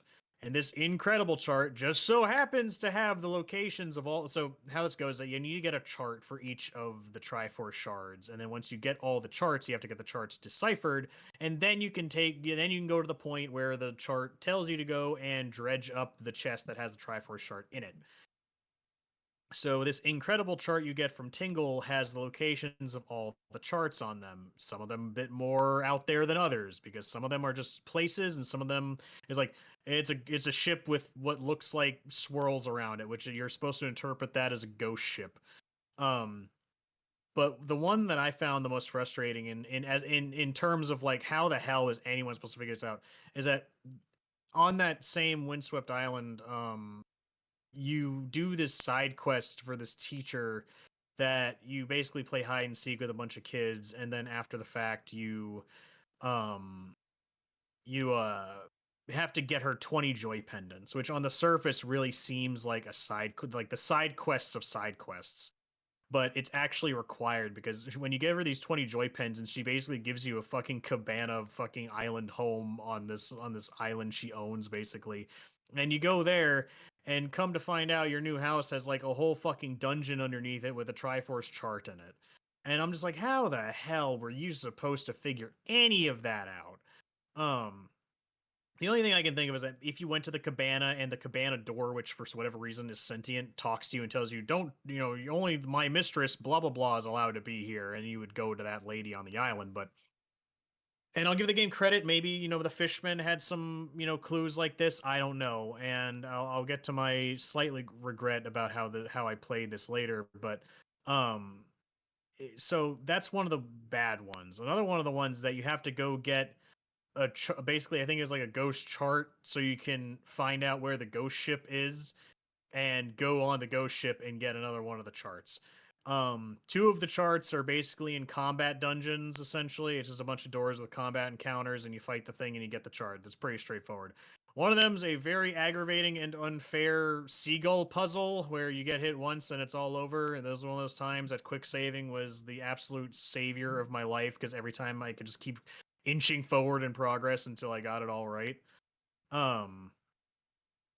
But yeah, you do that 8 times for 8 separate charts. Now, it's not only enough that you got all those charts, right? So after you get all the charts, then you have to pay Tingle to decipher all of them because you can't decipher them.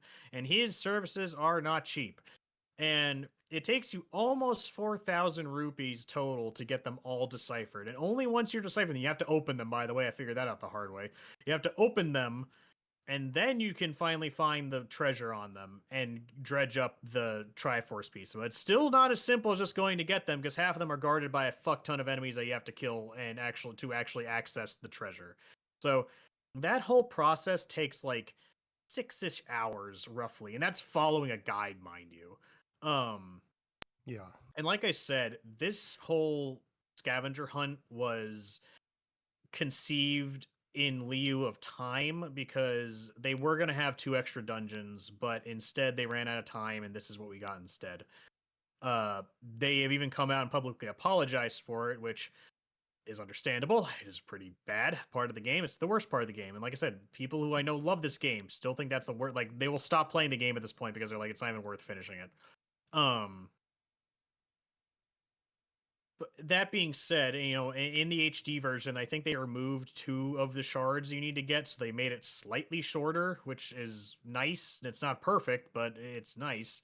I think they removed most of the I charts. think it's only 3 charts. Yeah, and then the rest of and then the Triforce pieces are just available immediately. The only thing is that you still need the incredible chart in the mail in order to actually find them. But it skips like 3. It skips most of the charts, so you still have to decipher 3. But most of the Triforce pieces you can just go get immediately after that. Okay. And like overall, this whole process is aggravating. Again, I had to rush through it because I wanted to get it done for today's episode. Now, that brings me to my next point because I'm rolling this Triforce thing in. I wanted everyone to give their thoughts on the just general exploration of the game because this is in fact like the biggest like part of the game interacting with the overworld because it's almost like the overworld itself is the dungeon to find all these things. So I know another thing people didn't like about the old game is the fact that sailing can be quite slow sometimes. Me personally, I didn't have that much of an issue with it, but then again, we're living in a time where I just point my boat in the direction I go, wake the wind to go that way, and then I just pull out my phone for 2 or 3 minutes while it's sailing over there. So it didn't bother me that much. I can definitely see as a child when you're trying to, you're playing the game and your full attention is on it. You're waiting to get there and you're just sitting there, tapping your foot, waiting for the game to start again, essentially. Which again is why they added the swift sail in the HD version. Now, I'll give them this. Apparently, according to them, the slowness of the sailing wasn't like an intentional choice that was limited by hardware. I'm guessing so. Give it the GameCube time to render anything you're coming across. So that wasn't intentional. That wasn't a cut corners measure. That was just what they had to do, apparently. If only Scarlet Violet had that kind of excuse. Yeah, right. But the thing is that I wish I didn't have to rush through this game because I genuinely did like the exploration. I liked dredging up treasure. I liked filling out the sea chart, and I feel like if I just wandered around, I might have stumbled upon the way to get all these things. Maybe that's a bit like I don't really know. I plan on trying to play, or at least maybe even do New Game Plus right now that I know what to do. And you might as well play the HD version. It's just like a better experience overall. And I also plan on that. I don't plan on having a very large Wii U collection, but thanks to playing this time, I definitely have added that to the list. Um, that being said, I did like it. I would have want to like explore around to see if I could naturally come across the solution to it, but based on everyone who loves and plays this game, it's probably not likely, considering they probably did that very same thing and didn't find much success. Uh, but it does feel good to explore, in my opinion, anyways. I know a lot of people isn't their favorite thing, and I would have liked to come across the natural. I think the biggest crime is just there needed to be, and if there is somewhere in the game between like the fishmen or someone else who tells you, because it's certainly not the king of fucktards, that tells you like the king of unhelpful information at the end of the game, that tells you anything about Tingle or even points you in a general direction, because he is the catalyst to that whole situation. You need to find Tingle, and he is just randomly in a jail cell on the island. Granted, well, most people might have wandered in there and freed him. Yeah, sure, why not? But if I didn't, I didn't, because I didn't. I had the guy tell me to go back and get him. So I do like exploring. I feel like if it got to the point where I really felt like I did everything I could and still couldn't find everything, it probably would be bad, and it might be the case with the people who like that game, but I don't find it all bad. I do find it somewhat enjoyable, and I kind of wish I had the time to take this slower and fill it out more naturally and experience more of the game like I did with Ocarina of Time. A lot of going on this month between personal stuff, and there was just tons of stuff on the Switch too, and yada yada I wanted to play, so I kept putting this back and back until I lost track of time. So it's bad, but it didn't make me aggravated. There was way more things in Ocarina of Time that made me aggravated. I guess I'll save all that spiel for the end. But so we'll just talk about that, any gripes you had with the quest, anything you might have thought about it, on top of how you feel about the general exploration of the game, if you want to compare it to how other Zeldas handle the same kind of exploration. Do you have anything to say on that, Jordan? I mean, and that's going to be everybody else's opinion, but me personally, I've never been a sailing person, never really gave a shit about the ocean, so it's like I'm out there and literally taking me several minutes to get somewhere from A to B until you can literally find the spots, with the song ballad or whatever to warp your ass around to get somewhere closer. Before all that, it's literally me trying to haul my ass, a solid 10 minutes to get myself to somewhere else when I was used to the easy Hyrule or the easiest map on N64, where it literally took me no more than 5 minutes tops to get myself to the other side of the freaking map. So it's like for me to go only a couple of blocks and it takes me forever. It's really draining, and those quests, it was the same for me. Got done with everything with everybody telling me basically at least of a hint of where I needed to go, to not telling me anything at all, and then having to find Mr. Tingle. Luckily I found him before. I found him by accident because I was just roaming around and I ran across the cell and actually let him out. Did not know that he was actually part of it. I thought I unlocked some special dude because they were talking about the Game Boy Advance that you could use to find things or whatever with Mr. Tingle's scout thing or whatever the hell it was. And I was like, okay, The Tingle Tuner. Yeah, so I was just like, lamest fucking thing. Yeah, so I was like, oh, I must have unlocked a special character or something, because this makes no fucking sense because I don't have one of those. So we'll just do without, and then find out that yeah, you need Mr. Tingle you need to pay out fucking handsomely, 300 something fucking rupees every time he looks at your map and has his slaves upstairs pushing shit, whatever the hell it is. Like, we don't talk about those. Yeah. Anyways, it's crazy because I was just trying to get through to basically beat this game really fast, and I couldn't because it was just that whole deal of taking up so much time to do these side quests to get myself on the main mission. And I understand that you should probably have some sort of filler in there, and I'm glad that they fixed it on the remake.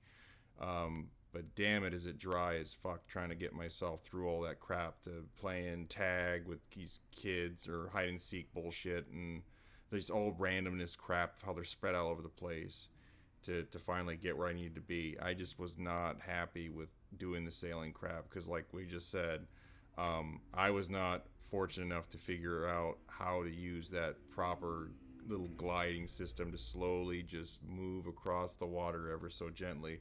No, my ass is 100 fucking miles an hour. Stop, go, and I just can't fucking like the one for instance.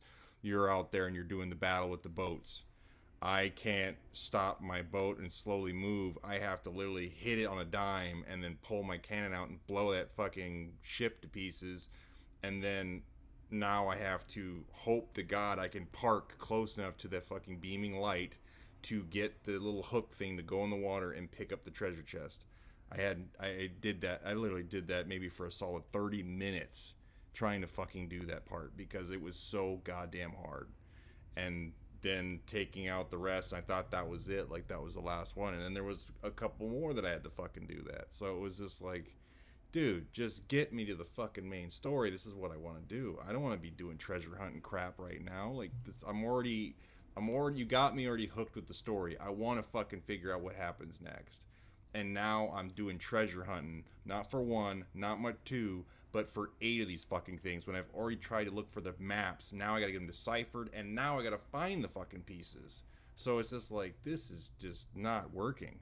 And so when I got done with that shit, like I literally had no thought in my mind that it was ever gonna be appealing to anybody, that this was something that was fun, because I could just not see anything of enjoyment out of it because it was not telling me anything. So every time I spent of my day was looking on fucking IGN or some fucking hint place to tell me where I needed to go, because I could not figure that out until I got that map and from Mr. Tingle to tell me where I needed to go.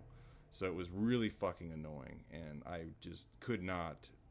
I really hope we don't come across something like that in another game again, because that really made me pull my fucking hair out.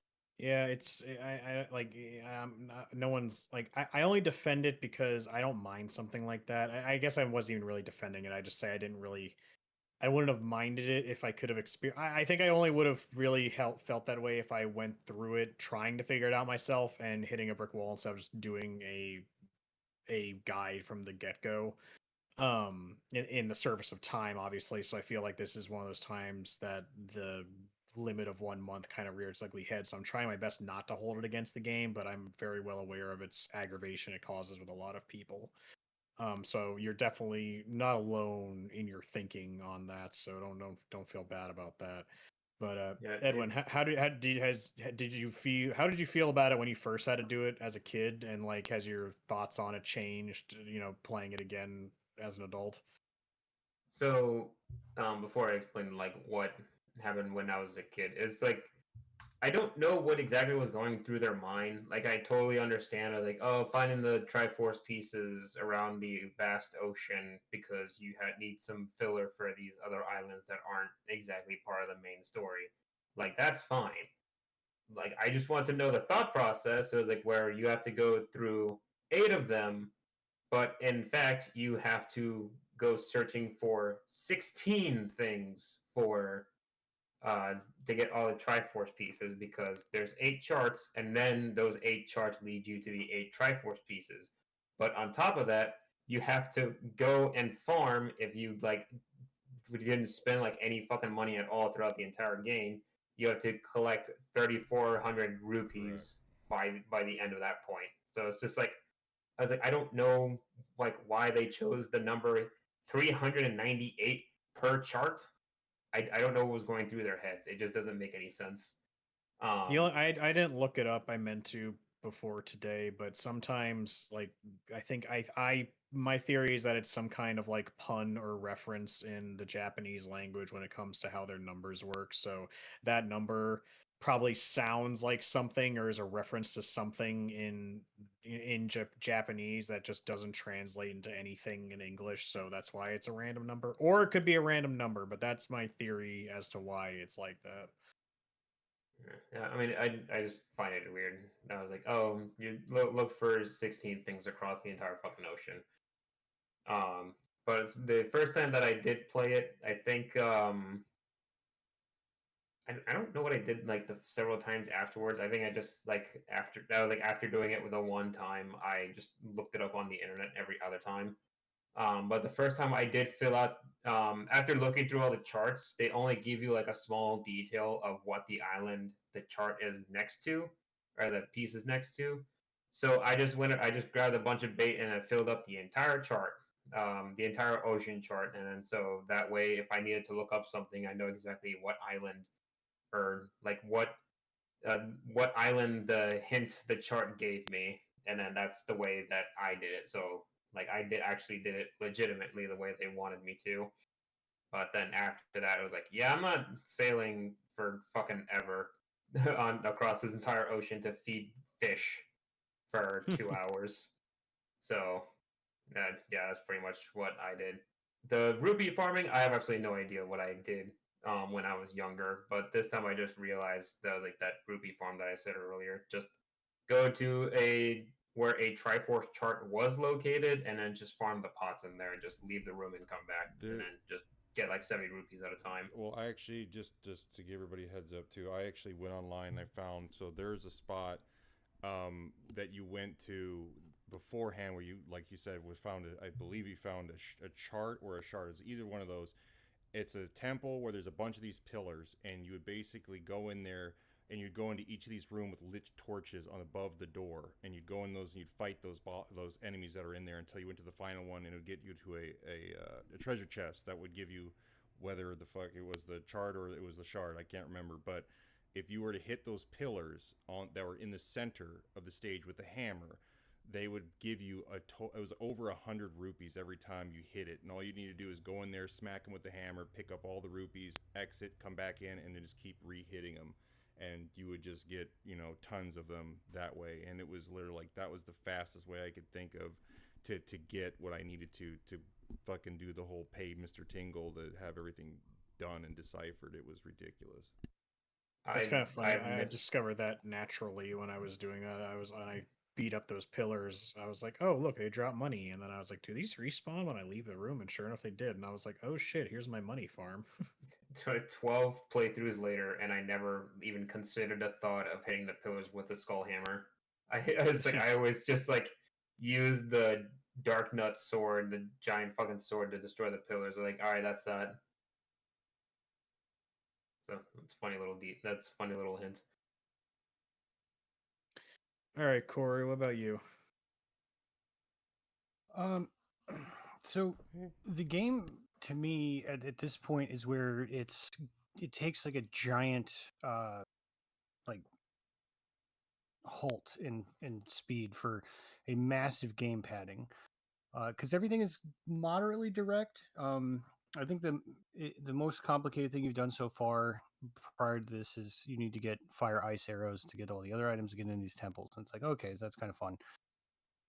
But not only are you looking for 8 pieces of Triforce, you're looking for 8 charts. So 16 things that you have to go and find. And each thing is kind of, gated behind some sort of micro puzzle of some kind where it's like, oh yeah, you got a, slide block puzzle. The longest thing you do, I think, is the kid thing on the island where you talk to the lady and stuff like that. The ghost ship isn't really that long. I remembered it being like way cooler, I guess, when I was a kid, but I guess you just, well, one, you cannot get on the ship unless you have the stupid ship chart, which sucks because I found the ship and then it's like, oh, it's right there, and then I kept going through it and I was like, why can't I get on the damn ship? So I had to go get the chart, but it's almost reminiscent of the complaint I had in the last episode of Metal Gear, going like walk all the way back to the beginning and then come back. So you're making all this headway and then it's like, okay, time to do the slowest mechanic in the game a lot, which is sailing around and trying to find treasure. And it's not like super, I'm not Jordan having to stop on a dime, but there are some instances where it's like I reach down to pick up the Triforce piece and it's like, oh, I was just off by a little bit, or I pulled up a barnacle pot or some stupid shit, and then finally it's like, okay, I got the piece, and then it's like, where do I go now? I looked this one up online on my map just to be like, all right, where do I go from here, because there is not really any instruction. Also, I did not interact with Tingle at all, so like I had to do that first, and there's just this whole series of events that's like moderately. It's the thing that you do between the dungeons, but you have to do a lot of things between the actual last dungeon because you cannot get into Hyrule again until you finish getting the Triforce pieces. And though the puzzles aren't that hard, it's just the task of doing them. I think it took 4 hours to get all the charts and all the pieces. Angie, she wanted to help, so I was like, well, you can. I got to the Triforce part, so you can sail around. So she was sailing around while I was working, and she got half of the charts, and then I think after the charts, the pieces, because I didn't have the extended wallet either, so I couldn't just pool up a bunch. And you get a lot of gems from doing the Triforce things, so I kind of just found the gems as I was completing the things. But then the next day, I woke up in the morning and I spent 2 hours getting the other half of the uh, chart and pieces, and then I moved on to the end of the game, which I think took me about to finish the last dungeon too. But this part was just so uh, it's such a slog, and it sucks because it kind of like takes away the whimsical aspect of sailing around and seeing the world for what it is, because the game's kind of like, all right, we're going to force you to interact with this entire world map, because I think you basically go to every single location that you can at this point. um, and though some locations are more eventful than others, the thing I didn't really like to do the most is uh, probably the thing that you can do the most, which is sailing and doing the boat combat stuff. And there really isn't a reticle for aiming your cannon. So when you're fighting the other boats, it's just kind of like guessing games until you nailed him, which I guess if they were, maybe I'm giving them too much credit, but well, that's what the pirates did. But um it was, if you, I had 99 bombs, so I was just like, I don't care, I'm just gonna throw a bunch of shit until they're all gone. There was one instance that really pissed me off because I was trying to get a Triforce piece, and there was 5 of those damn sharks circling my boat, and I'm trying to use the grappling hook thing to grab the damn thing. And it's not that they're hard to deal with, it's just there's so many of them and they're so spaced out from their stupid ass attack that every time I got my bow drawn, they'd hit the ship, I'd fall out, have to swim back up to it, get in the boat, and then once I got back in the boat, the next one hit me and knocked me out. And I'm just like, leave me the fuck alone for a second, please. I'm trying to kill you so I can get through this game. And yeah, it's oddly enough, I have the HD edition of Wind Waker, and I did stop playing it right when I got to the Triforce part. I was like, "Oh, this is so much fun!" That's oh, God, I gotta go find the pieces. I'll shelf this for now, and I haven't picked it back up since. Quitter. Well, I just played it again, so. Well, ironically, so, in a kind of an ironic sense, since they made it easier in the HD version, apparently. Yeah, and I didn't even get a chance to see. All right, so that covers, a lot. It's like I wish I could have given it a fair shot. It's weird. I wish I could have given it a fair shot to piss me off, because I just generally don't know if it would have or not. Because you say it removes the whimsy. I mean, I really like exploring. I mean, that's why I would describe. I really liked exploring this world because it felt very whimsical to me. If it really felt like a real adventure, going around discovering everything. But that being said, we are now in the home stretch of the game. We're just going to go until we're done. So now that you have, all the Triforce shards, all your pieces of cheese, you take it, reform it into the Triforce of Courage, and now that you have that and your Master Sword is all charged up with batteries, you go back to the Temple of the Gods, or you go back to no, wait, hold on, am I losing track? Oh yeah, you go back to the Temple of the Gods, because that's actually where you left Zelda. Because after you find out she's Zelda, you take Tetra to the Temple of the Gods, and then she finds out she had the Triforce of Wisdom, and she transforms into the Zelda we know.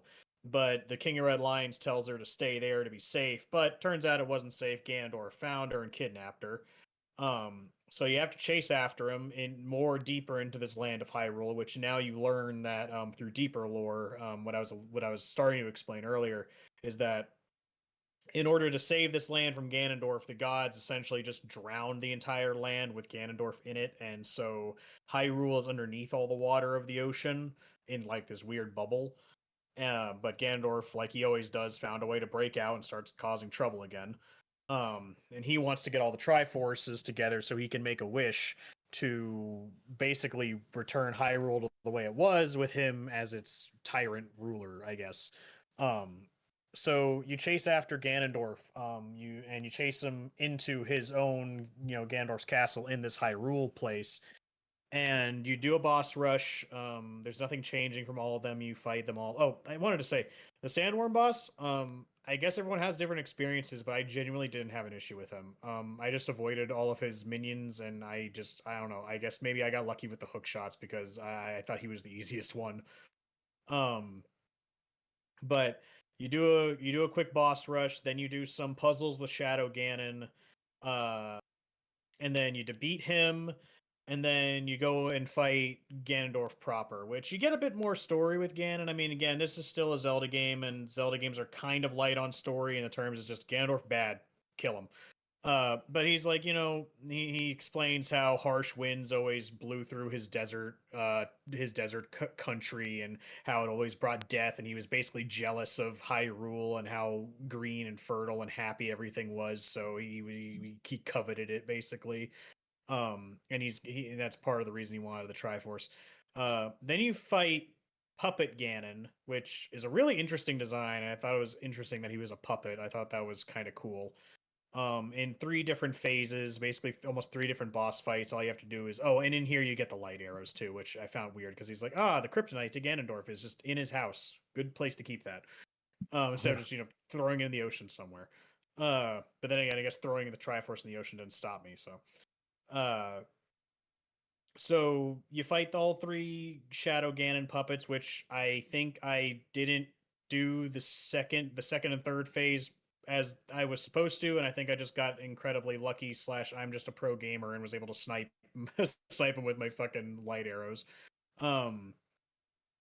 But then after that, Ganondorf absconds with Zelda up to the roof of this place. You chase after him, and you have your final confrontation with Ganondorf in a cutscene I really like. Again, kind of explaining what I just said about him bringing the Triforces together.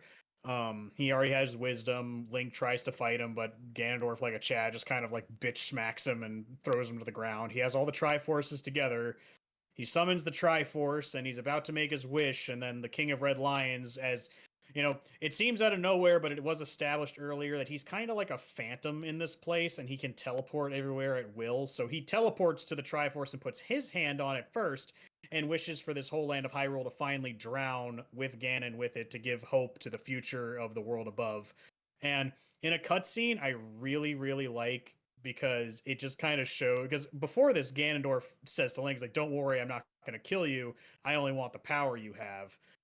But since the King of Red Lions essentially stole his one wish, Ganondorf just starts laughing, and he has the best laugh. God, I love it. But it's the laugh of like maniacal anger almost, because he's just like, oh, that was really smart of you, because now I have nothing to lose. So I'm going to murder the shit out of all of you now. And so, like a fucking badass, he pulls out his 2 swords, and you get into the final conflict with Ganondorf. I just that moment's gonna stick with me. I love that cutscene. But you fight Ganondorf, and it's mostly about parrying and waiting for Zelda to hit him with her light arrows. And then, of course, at one point he's like, "All right, I've had enough of that," and bitch smacks Zelda to the ground. And you have to fight him a bit more. And then basically for the final blow, Zelda shoots at you. You reflect the light arrow, because Ganondorf like learns over the fight to deflect your attacks to the point you can't hurt him. You deflect a light arrow from you to him, giving you one last opening to where you bury the Master Sword like right in his fucking forehead. Like, kind of graphic for a game like this. I mean, there's no like squirting blood or anything, but you're still stabbing a man through the skull with a sword. And in a nice little cutscene, he's like, I can feel the wind, and the Master Sword turns him to stone, I guess. I don't know why it did that, but Ganondorf's done. That's it. And the King of Red Lions, like, head back up to the top. The future is yours, children. Make a new world. And he's like, "Oh no, you can come with us." And he's like, "No, I'm part of Hyrule. That's not Hyrule. I got to stay here." Which it's always implied he was kind of dead / a spirit, anyways. So you lose Boat, you lose King of Red Lions there as the last of Hyrule drowns underneath the sea, and then you come back to the surface. Zelda's back to being Tetra now, and basically, yeah, you and Lincoln's Tetra basically team up, I guess, to take on the world because you go back to Outset Island. Link says bye to his family, his sister and his grandma, and they set off and into the sunset basically to forge a new world, I guess. And that's it. That's Wind Waker. Like I said, I love the cutscenes leading up to this. I do like the lore implications because I do enjoy what I do understand about the Zelda timeline and the branching pathways and Ganondorf's motivations and stuff. Like I said, that one cutscene of him just losing it after losing his wish, I love so much. And Ganon's Tower was pretty fun. I like boss rushes if they're done well enough to where there was a very minor trial before every run. It wasn't like you had to run through another entire dungeon to get to each of the bosses. But I really enjoyed it at the end of the day. But I'll save that for final thoughts. So we can just go around real quick and how you felt about Ganon's castle and the climax of the game. So Jordan, hit me with your best shot. Yeah, so doing the fight with Ganon, I was actually pretty stoked about. Like, I was, been waiting after all those fucking shards, finally got it together and finally got myself to figure out where the hell I needed to go after the fact, because it was just like, yeah, in the very beginning, well, not in the beginning, but maybe in the middle, you go to Hyrule and then you see that spot that's blocked by some sort of force field and you can't get through there, so you're just like, when the fuck do I ever get the chance? And I don't even know what the hell that place looks like. What is it over there? So I end up finally, you get the Master Sword, you break that force field, now you're free, now you can go to Ganon's castle. And that was like, oh shit, it's finally gonna happen. And then we're like, okay, now you're gonna have to do these 4 spots, which is gonna encompass the 4 previous bosses you encountered before. And I was like, okay, let's go through the steps. Let's just make sure this take care of this. And then of course they have some little trial set before you take care of each boss. You have to do some sort of miniature trial, and this is where they get you to say, this part of all of your inventory. This is what I was talking about in the previous podcast that we were talking about, which was that it gives you that kind of you need to memorize what these tools are meant for, because when you go through these trials, you're going to have a part of your inventory that's been blocked off, so you can't use it. It's gone. So you're going to use just these items, and you're going to have to figure out how you get across these specific parts of the game. And I was like, okay, that's cool. And ran through them, no problem. The bosses, again, I was very worried about the fucking sand dickhead thing, but the sandworm, but I actually got him after 2 tries. Was not bad, so I was actually happy that it worked in my favor to finally take care of that. And the other bosses were even easier since I knew how that was all to play out. The dragon fall on the mantis looking whatever that bug thing is, kill it, crush it, dead. Fat guy, pick him up, roll him into the spikes. Sand snake thingy, take him out, kill him, etc. And then finally get to Ganon's area. This part actually was not too bad at all. I was just worried about with the aiming spot of how this is to play out, because again, like I said before, I was playing with the actual traditional GameCube controller. It did have some wear on it, so I don't know if it was me or not, but again, it was just the flicking of the analog stick. It just had such a huge dead space to where you would just tap it ever so slightly, and the aiming would just be way off to the right or way off to the left. And so when I had to fight Puppet, Ganondorf, and then Spider, whatever, Ganondorf, and his other form, whatever, it was very annoying. But I did not actually, I think I only died once or twice. I can't remember, but I took care of those parts. Wasn't too big of a deal. He shot his tail, then he was a spider. The spider part I actually thought was cool. I know Edwin kind of guided me through it, but I did like that it was just like, he's on the fucking ceiling. How am I going to fight this dude? And then that's when Evan's like, look in the reflection, look in the water. And I look in the water and you see his reflection. And that was kind of cool because he's above you, so you don't know where the fuck he is. So you're kind of using that mirror as a way to determine that where he's going to land so he doesn't fall on you. So you're kind of like avoiding him while changing the direction of how you were fighting originally. Like it kind of put it on its head. And it was kind of nice to see that creativity that they were doing. And then, then you finally get to the point. And again, I hear this time after time, and I get it. That's their thing. It's what they do. I just don't understand why. It's okay. I beat all of them. Now I got to make this crazy ascending adventure to the top to fight Mr. Ganondorf. I get murdered.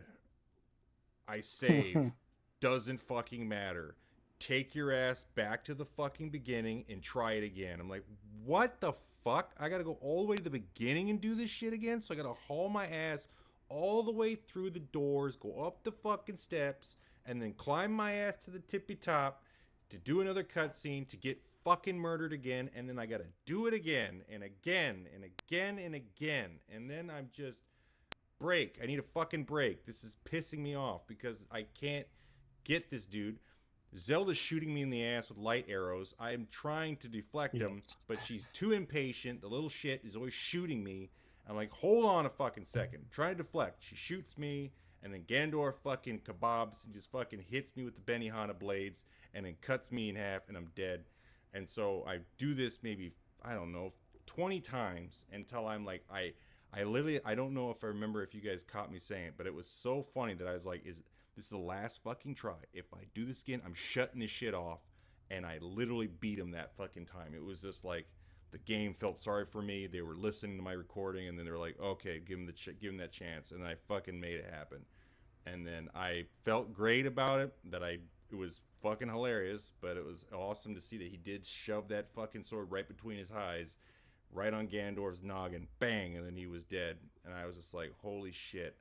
I felt so good about being able to finally beat him, but I still will never ever understand or believe that you starting at the very fucking beginning of a temple, a castle, whatever it is a good thing for a player. That makes no sense to me in any way, shape, or form, that I believe that I need to take my ass all the way back and start from the very beginning to get myself all the way back to the top when you already knew that I did that dance already before. Not once, not twice, but fucking 20 times. And that eats up so much time just trying to get to the fight. If it would allow me to save and let me save where I needed to and then continue, that would be so much sweeter. But it's not. That doesn't happen. So other than that, battle was actually not bad. Like I said, if they took all that crap out with me having to make my ascension all the way to the top, I would not have bothered with it. It would have been fine. I would have done the 20 times in a row like it didn't bother. But because of that, it really frustrated me. And I was just happy to be done with it. And it kind of made me feel bad. But at the same time, I was just like, you kind of destroyed my love for this upcoming battle. Because now I know after I die, my ass has to go to the very back and we have to do this all over again. And then I'm no longer enjoying the game. I'm now frustrated and tired and just want it to be over. And I don't think that anybody would want someone of a player to have that feeling when they're playing that game. They probably want them to be really interested and be like, now you get to get this point. Now you're going to feel good about it. I wasn't. I wanted to be over with because it was just so frustrating. So when the ending came, I gave no shit at all about the story. I was just like, I'm done with the game. Sweet. Turn it off. Like, it just defeated all of that whole point of build to get me to that final point. And I was like, damn it, I really don't like it. And that's why I'm happy about that we're doing this overview thing, because I really didn't know much about it because it was just so frustrating with how things were being played out, to where I wanted to be done with these certain parts because they were just pissing me off. So I kind of think that maybe it would have been probably a better idea that I played the remake versus the original, because it just put me in such a bad spot to where I did not have as much enjoyment as I probably would have if I'd played it the remake version. And I don't think it would have made that much of a difference, considering the only difference is just the major difference is the swift sail and then the Triforce charts searching is less. Or But like this, playing or on the what? Switch, because Udon had said that you got that quick save feature or whatever that is on the Switch to where you can save all the time in the spots that you want. And I think that if I would have played it that way too, probably would have made me enjoy it, because that would have taken out that whole me bitching about the leaving me back to the dungeon thing, because I could always keep quick saving myself here, and then if I died, I just turn it, quick save, back, load, get me back to where I needed to, and so I didn't send me all the way back to the beginning. Like, that would have probably been another save that I probably would have made me enjoy the game a lot more. Okay, because I also have another question. How many fairies did you have? I had one. You only had one bottle? Only one. Okay, so whenever you go are about to fight a boss, it's a little randomized, but it's usually in the same one most of the time. There's always one of the pots before a boss fight that will have one or two fairies in it. And I'm not sure, for whatever reason, you just decide not to break them in even though you were breaking pots to find health, because you always restarted with like less health than your max health. Because I did see you breaking pots for hearts, but not fairies. Could be a good point. Edwin, go ahead. So when you go back to Hyrule Castle and then you find out that Zelda's not actually there, I like when you actually go and like break the shield around Hyrule Castle. I just like the way the shield shatters like glass all around you. When Link does his like a downward strike with the complete Master Sword, I just find that part pretty cool. And I just like looking throughout the horizon as like the sky is technically the ocean, and then just looking around the surrounding of Hyrule. I just like looking at the entire area of the underwater Hyrule. I just think it's neat. Going through all the temples, I I'm not sure if they did this before, because it sounds well. I'm not before or after it. I feel like using or refighting the same boss over again, but with what you had at the time. I think I just might be getting it mixed up with the DLC of Breath of the Wild, where you technically just fight the bosses over again, but with different equipment. Um, oh right, you in Breath of the Wild. You fight the bosses, but with the champions gears that they had at the time. So you just take their place.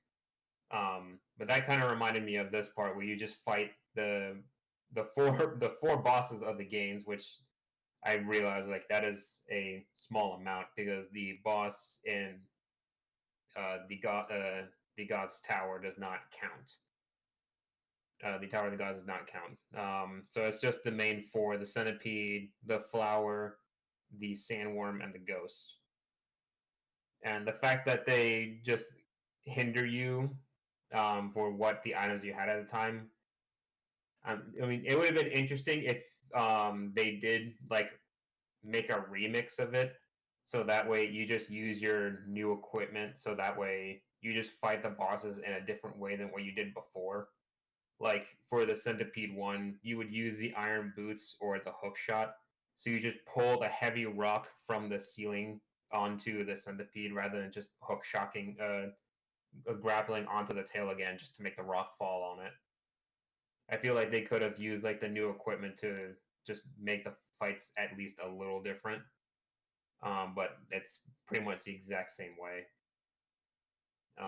And then just fighting the puppet Ganon and its other forms. I feel like I always just have trouble with the third one, the snake one, because there's just not really any trick to it. It's just moving around really fast, so you just got to lead the shot. But the other two are much easier to do, especially the spider one. Going through just fighting Ganon, while it is annoying, I mean I've played it 12 times, and regardless, I always just over prepare for everything. So I didn't have as much trouble. Sometimes I do die because I just get too stubborn to do things the correct way. I just want to do it my way. So sometimes I die in that final fight. Um, but I just go through with it correctly. Now once I once I stop being stubborn about it. But I really like the final fight. I like that they made the special attack so cinematic. It just brought more epicness to that final strike in the same way that they do the ending to Twilight Princess, because it's pretty much the exact same way, except you stab him in the stomach rather than the forehead. The him turning to stone, I don't know either. I just take it as like King Arthur and Sword in a Stone situation, but I don't know exactly how stabbing the Master Sword into Ganon's forehead and then So, turning no, him no, to no, stone Edwin. like correlates Yeah. to. Huh? You had it backwards. You take the sword out of the stone. The sword doesn't make stone. No, I know. It's just like, well, because like after that, they just leave the Master Sword in there. It's like, okay, cool. Well, I guess you're just leaving it in the stone now for the future generation. But I don't know how. I don't know how leaving the Master Sword in Ganon's forehead like correlates to the Master Sword ending up in a in a like a really nice garden looking area, where in like I guess Twilight Princess, where it's like the Garden of Time or something like that, and it's just like now it's like in a smaller stone. So Well, I don't know what because happens after this on the official Zelda timeline. I don't know if Twilight Princess is the next game in the series, but I don't know if that's the next game canonically. well, I mean, I guess it is Toon Link. I don't think the Master Sword reappears in the Toon Link timeline because you have the Phantom Sword in Phantom Hourglass, and then I'm not sure what the sword is called in Spirit Tracks. So I mean that's a whole other different situation, but that was just my two thoughts on just leaving the Master Sword there in the final fight, especially when in Ocarina of Time he has to personally return the sword to its altar. Well, I guess under the assumption that uh, under the assumption that no one takes the Master Sword from where it is, like this is like the last one in the timeline. Because remember, when you found the sword, the Master Sword was sealing all of the minions away as long as it was stuck there. So I'm assuming like the context is that stuck directly in Ganon's head, so he's going to be sealed in there underneath the sea forever and ever unless someone takes the Master Sword out of his head. Like that's my interpretation of it. Oh, okay, I guess that's fair. That makes more sense. Corey. Ganon's Tower. The initial part where you fight Phantom Ganon, even before getting to that, I didn't know I had to jump in a giant hole in the ground because the entire time of the game, I've been not jumping in giant holes in the ground, trying not to die. So you have to kind of like dive down. When you fight Phantom Ganon, I wasn't paying attention, and when he dies, he drops his cool Shadow Sword. So I went and picked it up and carried it around, and then it was like, oh, okay. Apparently, there's something about that. So when you beat him, he drops the sword, and it falls hilt pointing towards the door you're supposed to use to get through that maze. It's like, oh, okay, well, that's kind of arbitrary. So whatever. Do that a couple times. He's not really that hard. It's just kind of the ping pong thing. Then you go to the puppet Ganon. The puppet thing was kind of cool. The fight was, a couple phases, and he wasn't like terribly difficult. But I did enjoy that fight. One of the better boss fights, because the fact that they recycled the 4 boss fights, and like you said earlier, it would be cool if they kind of remixed those where like, oh, I have to do other things. Like I have the hammer now, and I know that the thing's shell breaks when you drop the dragon's ass on it. So it would have been interesting if I had to use the hammer to crack, because it would have given the hammer more use, right? And then there's a few other things that you could have probably done to the bosses to kind of get through them. Like you have a light arrow, so maybe a light arrow shooting that at the ghost guy, and then a couple other things. But uh, the Ganon fight in general is really fun. Um, I I think he looks really cool. I always wanted to have that Ganon in Smash Brothers with the two swords. I know that people are like another sword fighter, but I just thought that he was super like freaking cool looking, and it would make sense because we only have just regular Ganon. I think he's the Ganon from Twilight Princess. But the first one, his outfit is from Ocarina of Time in Smash or something like that. But uh, the thing when I first played this game and I was fighting Ganon, I got killed by Zelda and not Ganon because she has that bright idea to be like, I'm going to shoot you with the light arrows, Link, and then you reflect them back. It's like now I have to basically watch out for both of you. And I didn't have any heals, and I only had like I think one heart left because I wasn't finding heart pieces and stuff. And so this time around, it's like watching her, but Ganon keeps doing his bullshit, and I'm trying to make sure that where she's positioned, that the arrow, when I reflect it, will go back to him.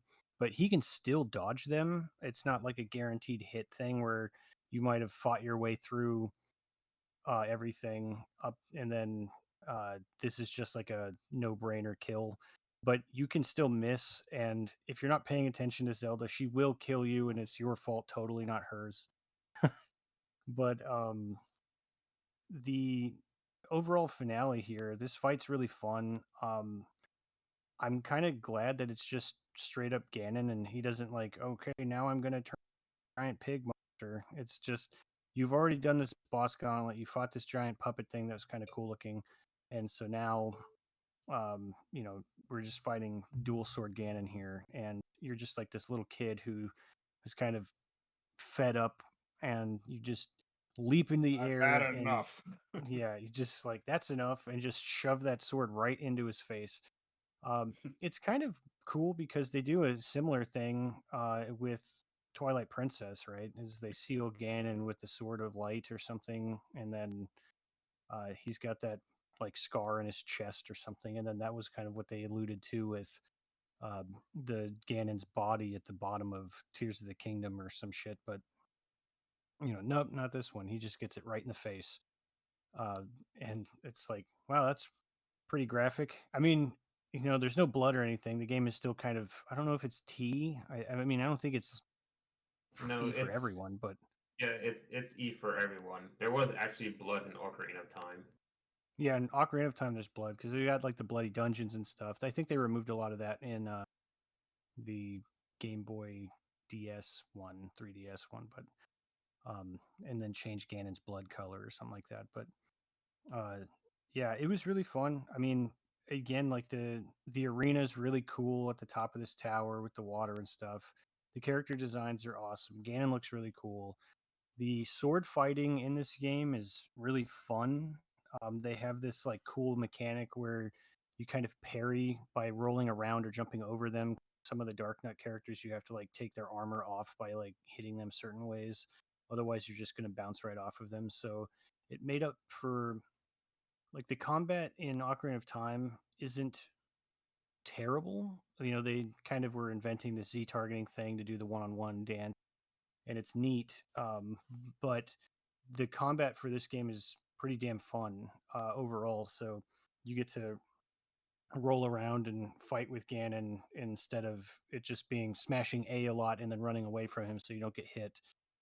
You can tactically fight, I suppose, but not when Zelda's shooting in your back. You're gonna have to keep moving. But yeah, I think it was a pretty solid ending. Like it was more fun of a last climb than the Ganon's Tower in Ocarina of Time, which at this point I think is the only comparisons that we can really make in these 3D Zelda games right now.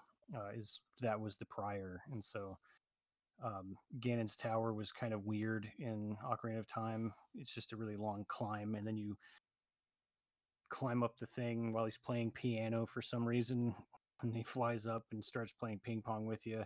This one is just a really cool boss that you fight before you have to do like grappling hook and uh, whatever your hook shot or something to kind of get up this weird little opening in the ceiling to get up and fight him.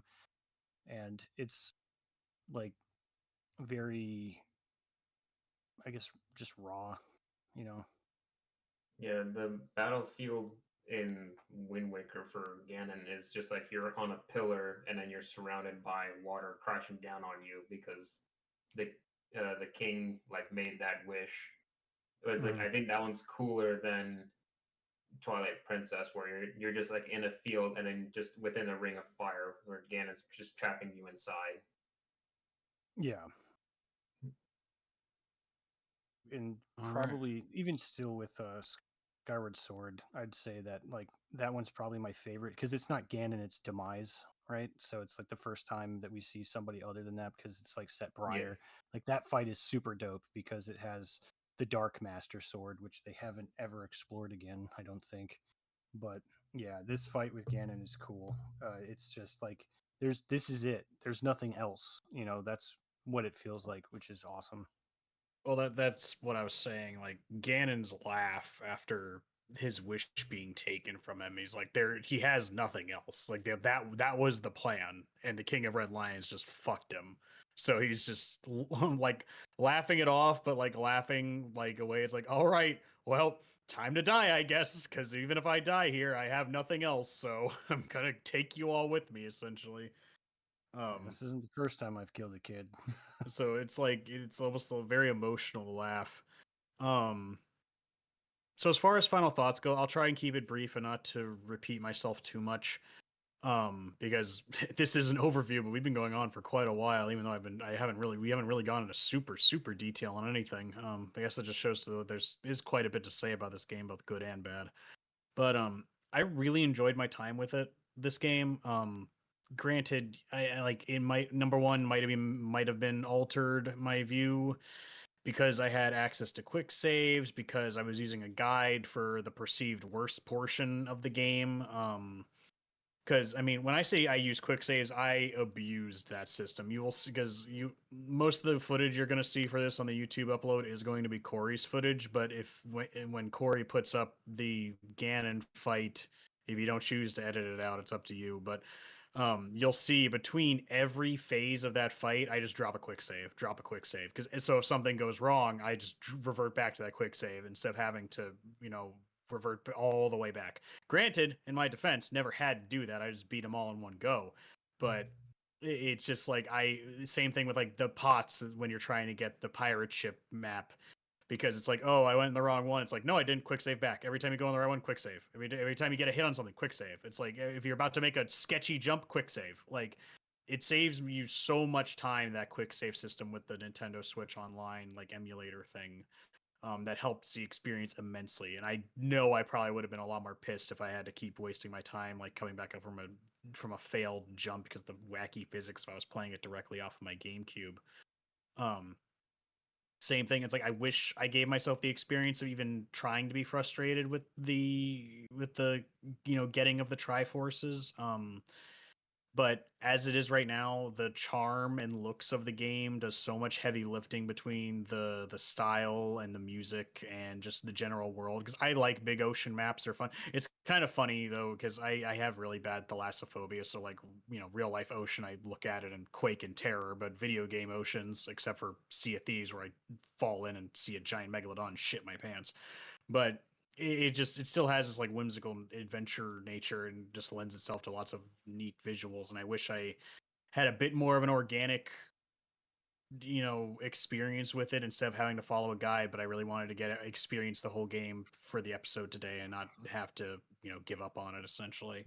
I might go back and do it myself and see how I feel about it and see if anything does lead me to the places that you need to go without having to just stumble upon it by myself. As it stands, I'd give it like an 8 out of 10. I really liked it, and I know that would probably be lower for a lot of people, but I just was not that frustrated because when it came to the dungeons, I only had to look up solutions twice for really benign things, honestly. Whereas Ocarina of Time pissed me off a lot more when it came to the dungeons and some of the more esoteric solutions to things. When when there's only one part of the game that's really bad, and granted it's really bad, but when the rest of the game is pretty good, pretty all right, at least all right, from all right to good, and only one part's really bad, that's a pretty good game in my opinion. But yeah, I'd give it a solid 8 out of 10. You know, give or take a couple points depending on how I would see it in a more organic light without things helping me outside of quick saving and a guide and stuff like that. So just you go ahead and Jordan give your brief final thoughts and tell us what you think about the game overall. So again, this is a huge change from the last Zelda franchise that I played. I was quite happy to see how everything was a lot more comical, zany. It was fun. It was not all so serious. Yes, there's some moments there, but it was all fun. Like you say about before, the amount of emotion in the face of Link every time something happens just brings a smile to your face. I mean, it was way in the beginning, but I could just remember the part where I was in this rich guy's home with all of his pots, and I just so happened to pick one up because that's just what you do as Link. You're so comfortable with grabbing pots and breaking them. I grabbed one and broke it on the floor, and then this rich dude on the top of the I don't know where you call it, but the mezzanine or whatever, balcony or whatever. But yeah, just like looks down. He's like, "Hey, you break another one of those, you're gonna pay for it," you know. And as soon as he did, and again, it was just such luck that the animation that was on his face, Link looking, he looked at the guy at the top, and then all of a sudden he looked to his right, and it was like he was eyeing the pots again, like he was gonna do it again. Like he just had the thought, like, thinking about it. And I just thought that was funny. Now I want to. Right. And then there was like the part he got shot out of the cannon and he hits the wall. They just launch his ass out of the boat and he just shoots him over to the spot. And he ends up hitting the fucking side of the wall of that big barracks place or whatever, the fortress, and he just smacks it. It's all comical. It's fun. It was just like there's a lot of a different step than before where you're just like, okay, it's serious the entire time. No one smile. Like it was fun. And the graphics, like we said, how it was made, it still stands very well. There's no aging whatsoever that I can see. Like, Edwin telling me that the remake version it looks so much more cleaner than before. I don't know how it can, because when I was playing it myself, it was just so clear. The colors were so vibrant. It was very nice. It was easy on the eyes. So it was like every time I fought something or dealt with something, I was more thrilled to be able to see the designs of the characters, because everything that was there looks completely different than the monsters that I fought in the last game. Because you'll see in some of those games that it's like a rinse and repeat, where the character design is basically the same, but they just make it in the version of what it was. So take it that in 64 everything's polygons and looks like shit, and then they just make a cartoon version for this version. Well, no, it's the enemies are different. Those zombie looking things, the re-deads or whatever, like Edwin just said, they look creepy as shit, and their screech noise is so weird. It looked cool. It looked way better than the ones from before. In the Ocarina, they looked stupid. They looked like they had fucking bags on their face, and they looked dumb, and then they jump on your back and try to, just dry hump you. But like this one, it was really cool that they looked different. Everything had a different feeling to them, and the fact that they were adding like levels of battling to those knight-looking guys, it was cool. I was actually seeing that there was always a different way to defeat a different enemy. They were never the same exact way. Some things had different, like those choo-choo, the jelly-looking dudes. You had ones that you could just kill normally, and then there are the ones that you had to kill with light. Those dark ones, and that was like using some thought to figure out how to beat them. So it was really nice. The puzzles were not were complicated at all. They were very simple. Yes, the finding the chart and all that stuff was really dry, and I really wish they could do without it. But apparently they learned from their mistake, and then they made that change. But I'm not looking at the remake. I'm looking at the original, because that's what we're here for. So based on everything that I felt with the boss fighting and everything with the quick, easy direction to where it would, I would say myself giving it an 8 out of 10. It was just that moment where a lot of things probably fell on me because it was just lack of skill. But there's still things that I still agree with, in my own opinion, that I just, even if I was, say, a really bad player, I still shouldn't believe I should be punished to be sent all the way back to the beginning of the game.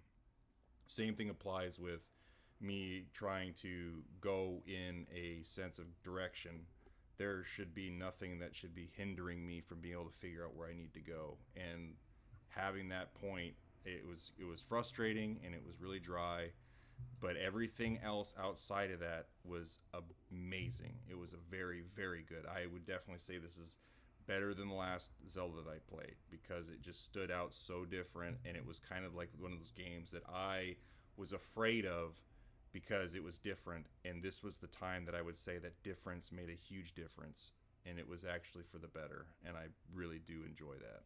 I forgot to mention it when you said it, but I don't think your GameCube controller is anything wrong with it because I forgot to mention, but I'm playing it on the Switch 2 emulator, but I did go out of my way and purchase the GameCube controller, like additional accessory you can get for the Switch 2. It's the only time I've done this. I might get one for the N64 emulator, but I don't know about the SNES and NES. But the GameCube is my baby, my favorite system, so I decided to get the GameCube controller.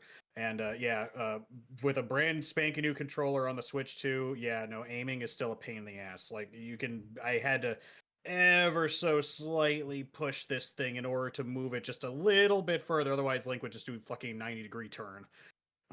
So that's definitely not you. At least that one isn't. But Edwin, your turn. Go. It was like clearly I played it a lot of times, so my score is very high up there. But the reason I like Wind Waker compared to all the other Zelda games is because of how casual it is. Like it literally is the most casual Zelda that you could play, and that's just like a really nice thing to have in a series like Zelda that is like very loved. So having one that you can just play like normally without like any stress and then just like really relaxed is just like something to get the mind off of everything else.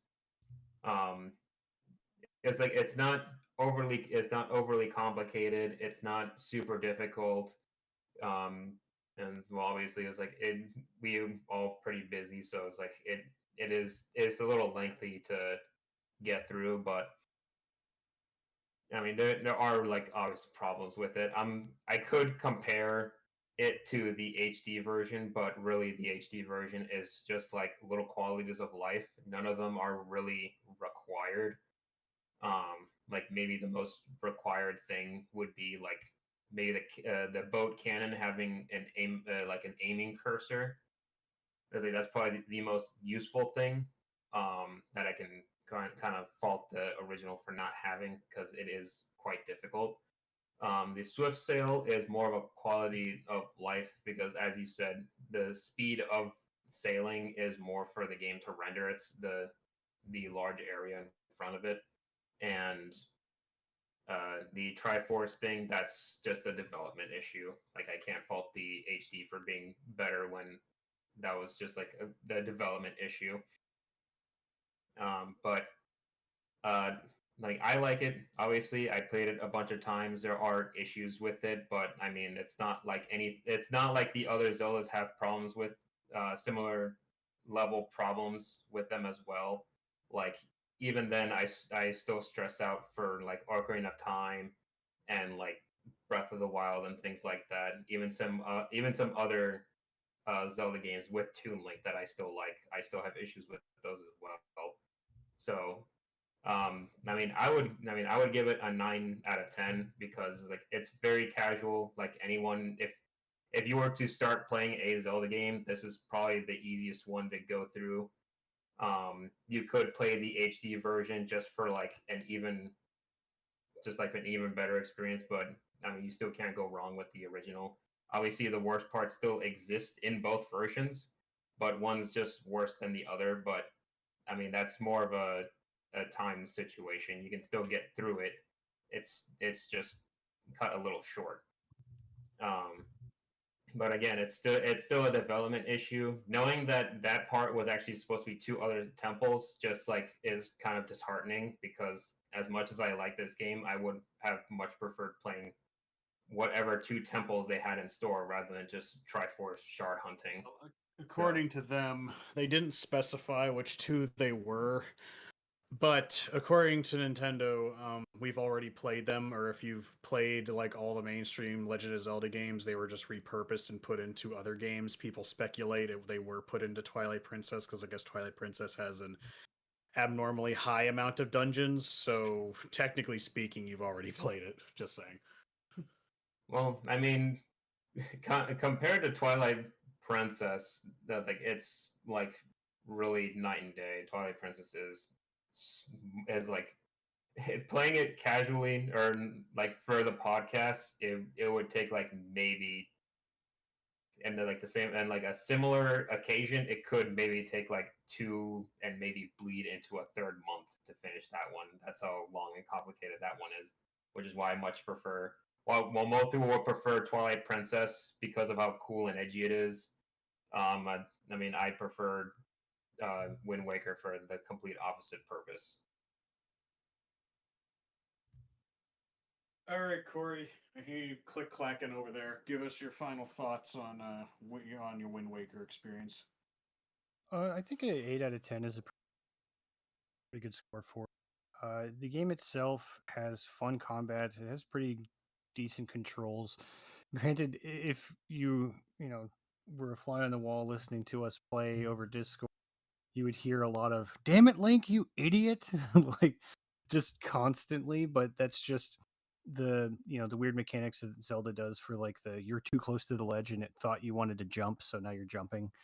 Um, I think the graphics. I think for most of us, I think the problem with the movement in the game is because the Switch is meant to be portable, the analog sticks are much shorter, so we can't really nudge it to the side. That's one thing that I noticed during my playthrough. So I mean, it could be a Switch controller issue, but you guys said that you play with the GameCube controller, so I'm not 100% sure on that, but I feel like that was my problem.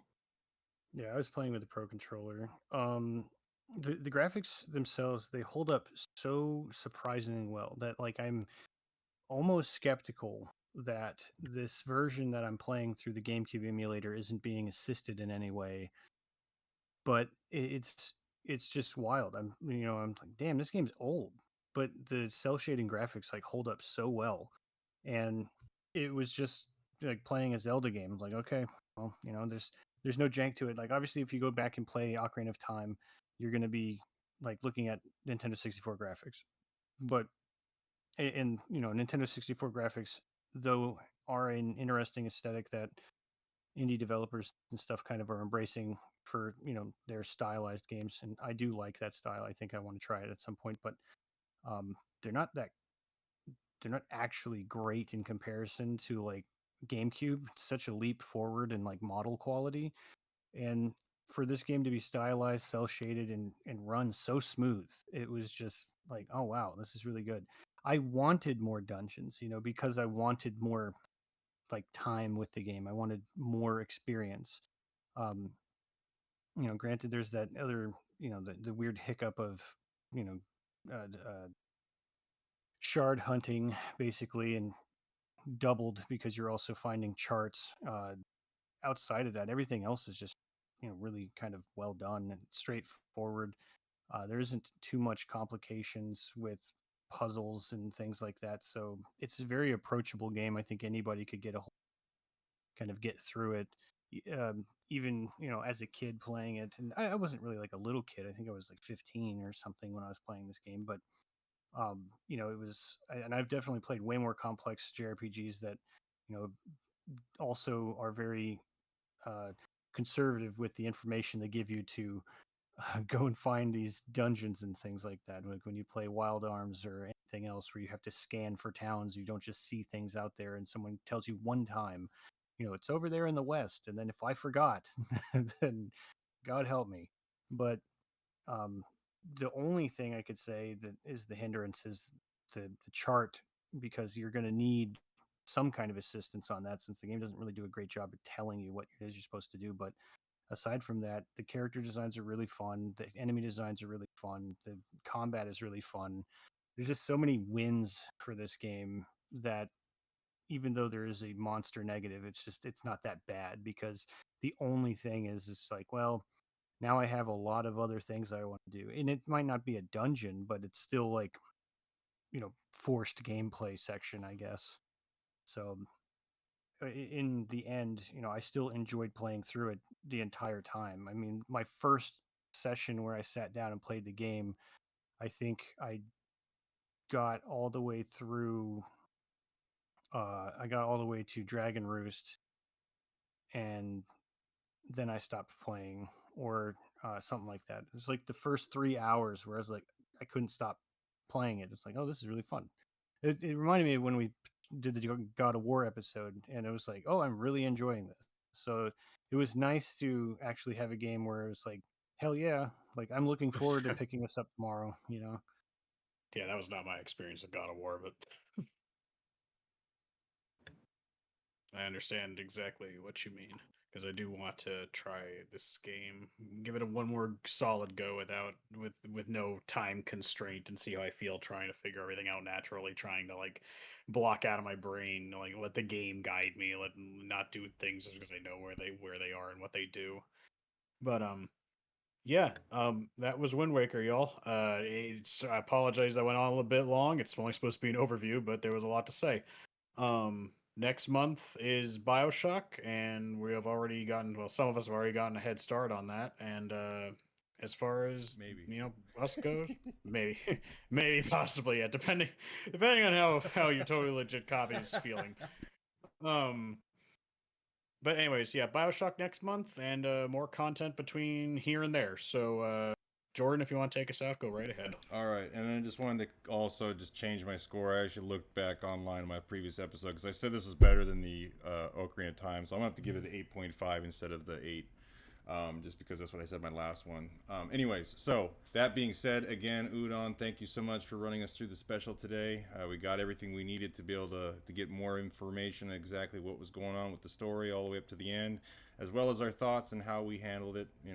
It was a very good twist for all of us, getting a new taste of what this game could offer, and it was really awesome and really kept me going to wanting to continue down the Link stories. So there'll probably be something I'll be looking forward in the future. So without that, I guess we'll be wrapping it up for today. And don't forget to follow us on Spotify, Twitter, YouTube, and our Rumble channel so you never miss an episode.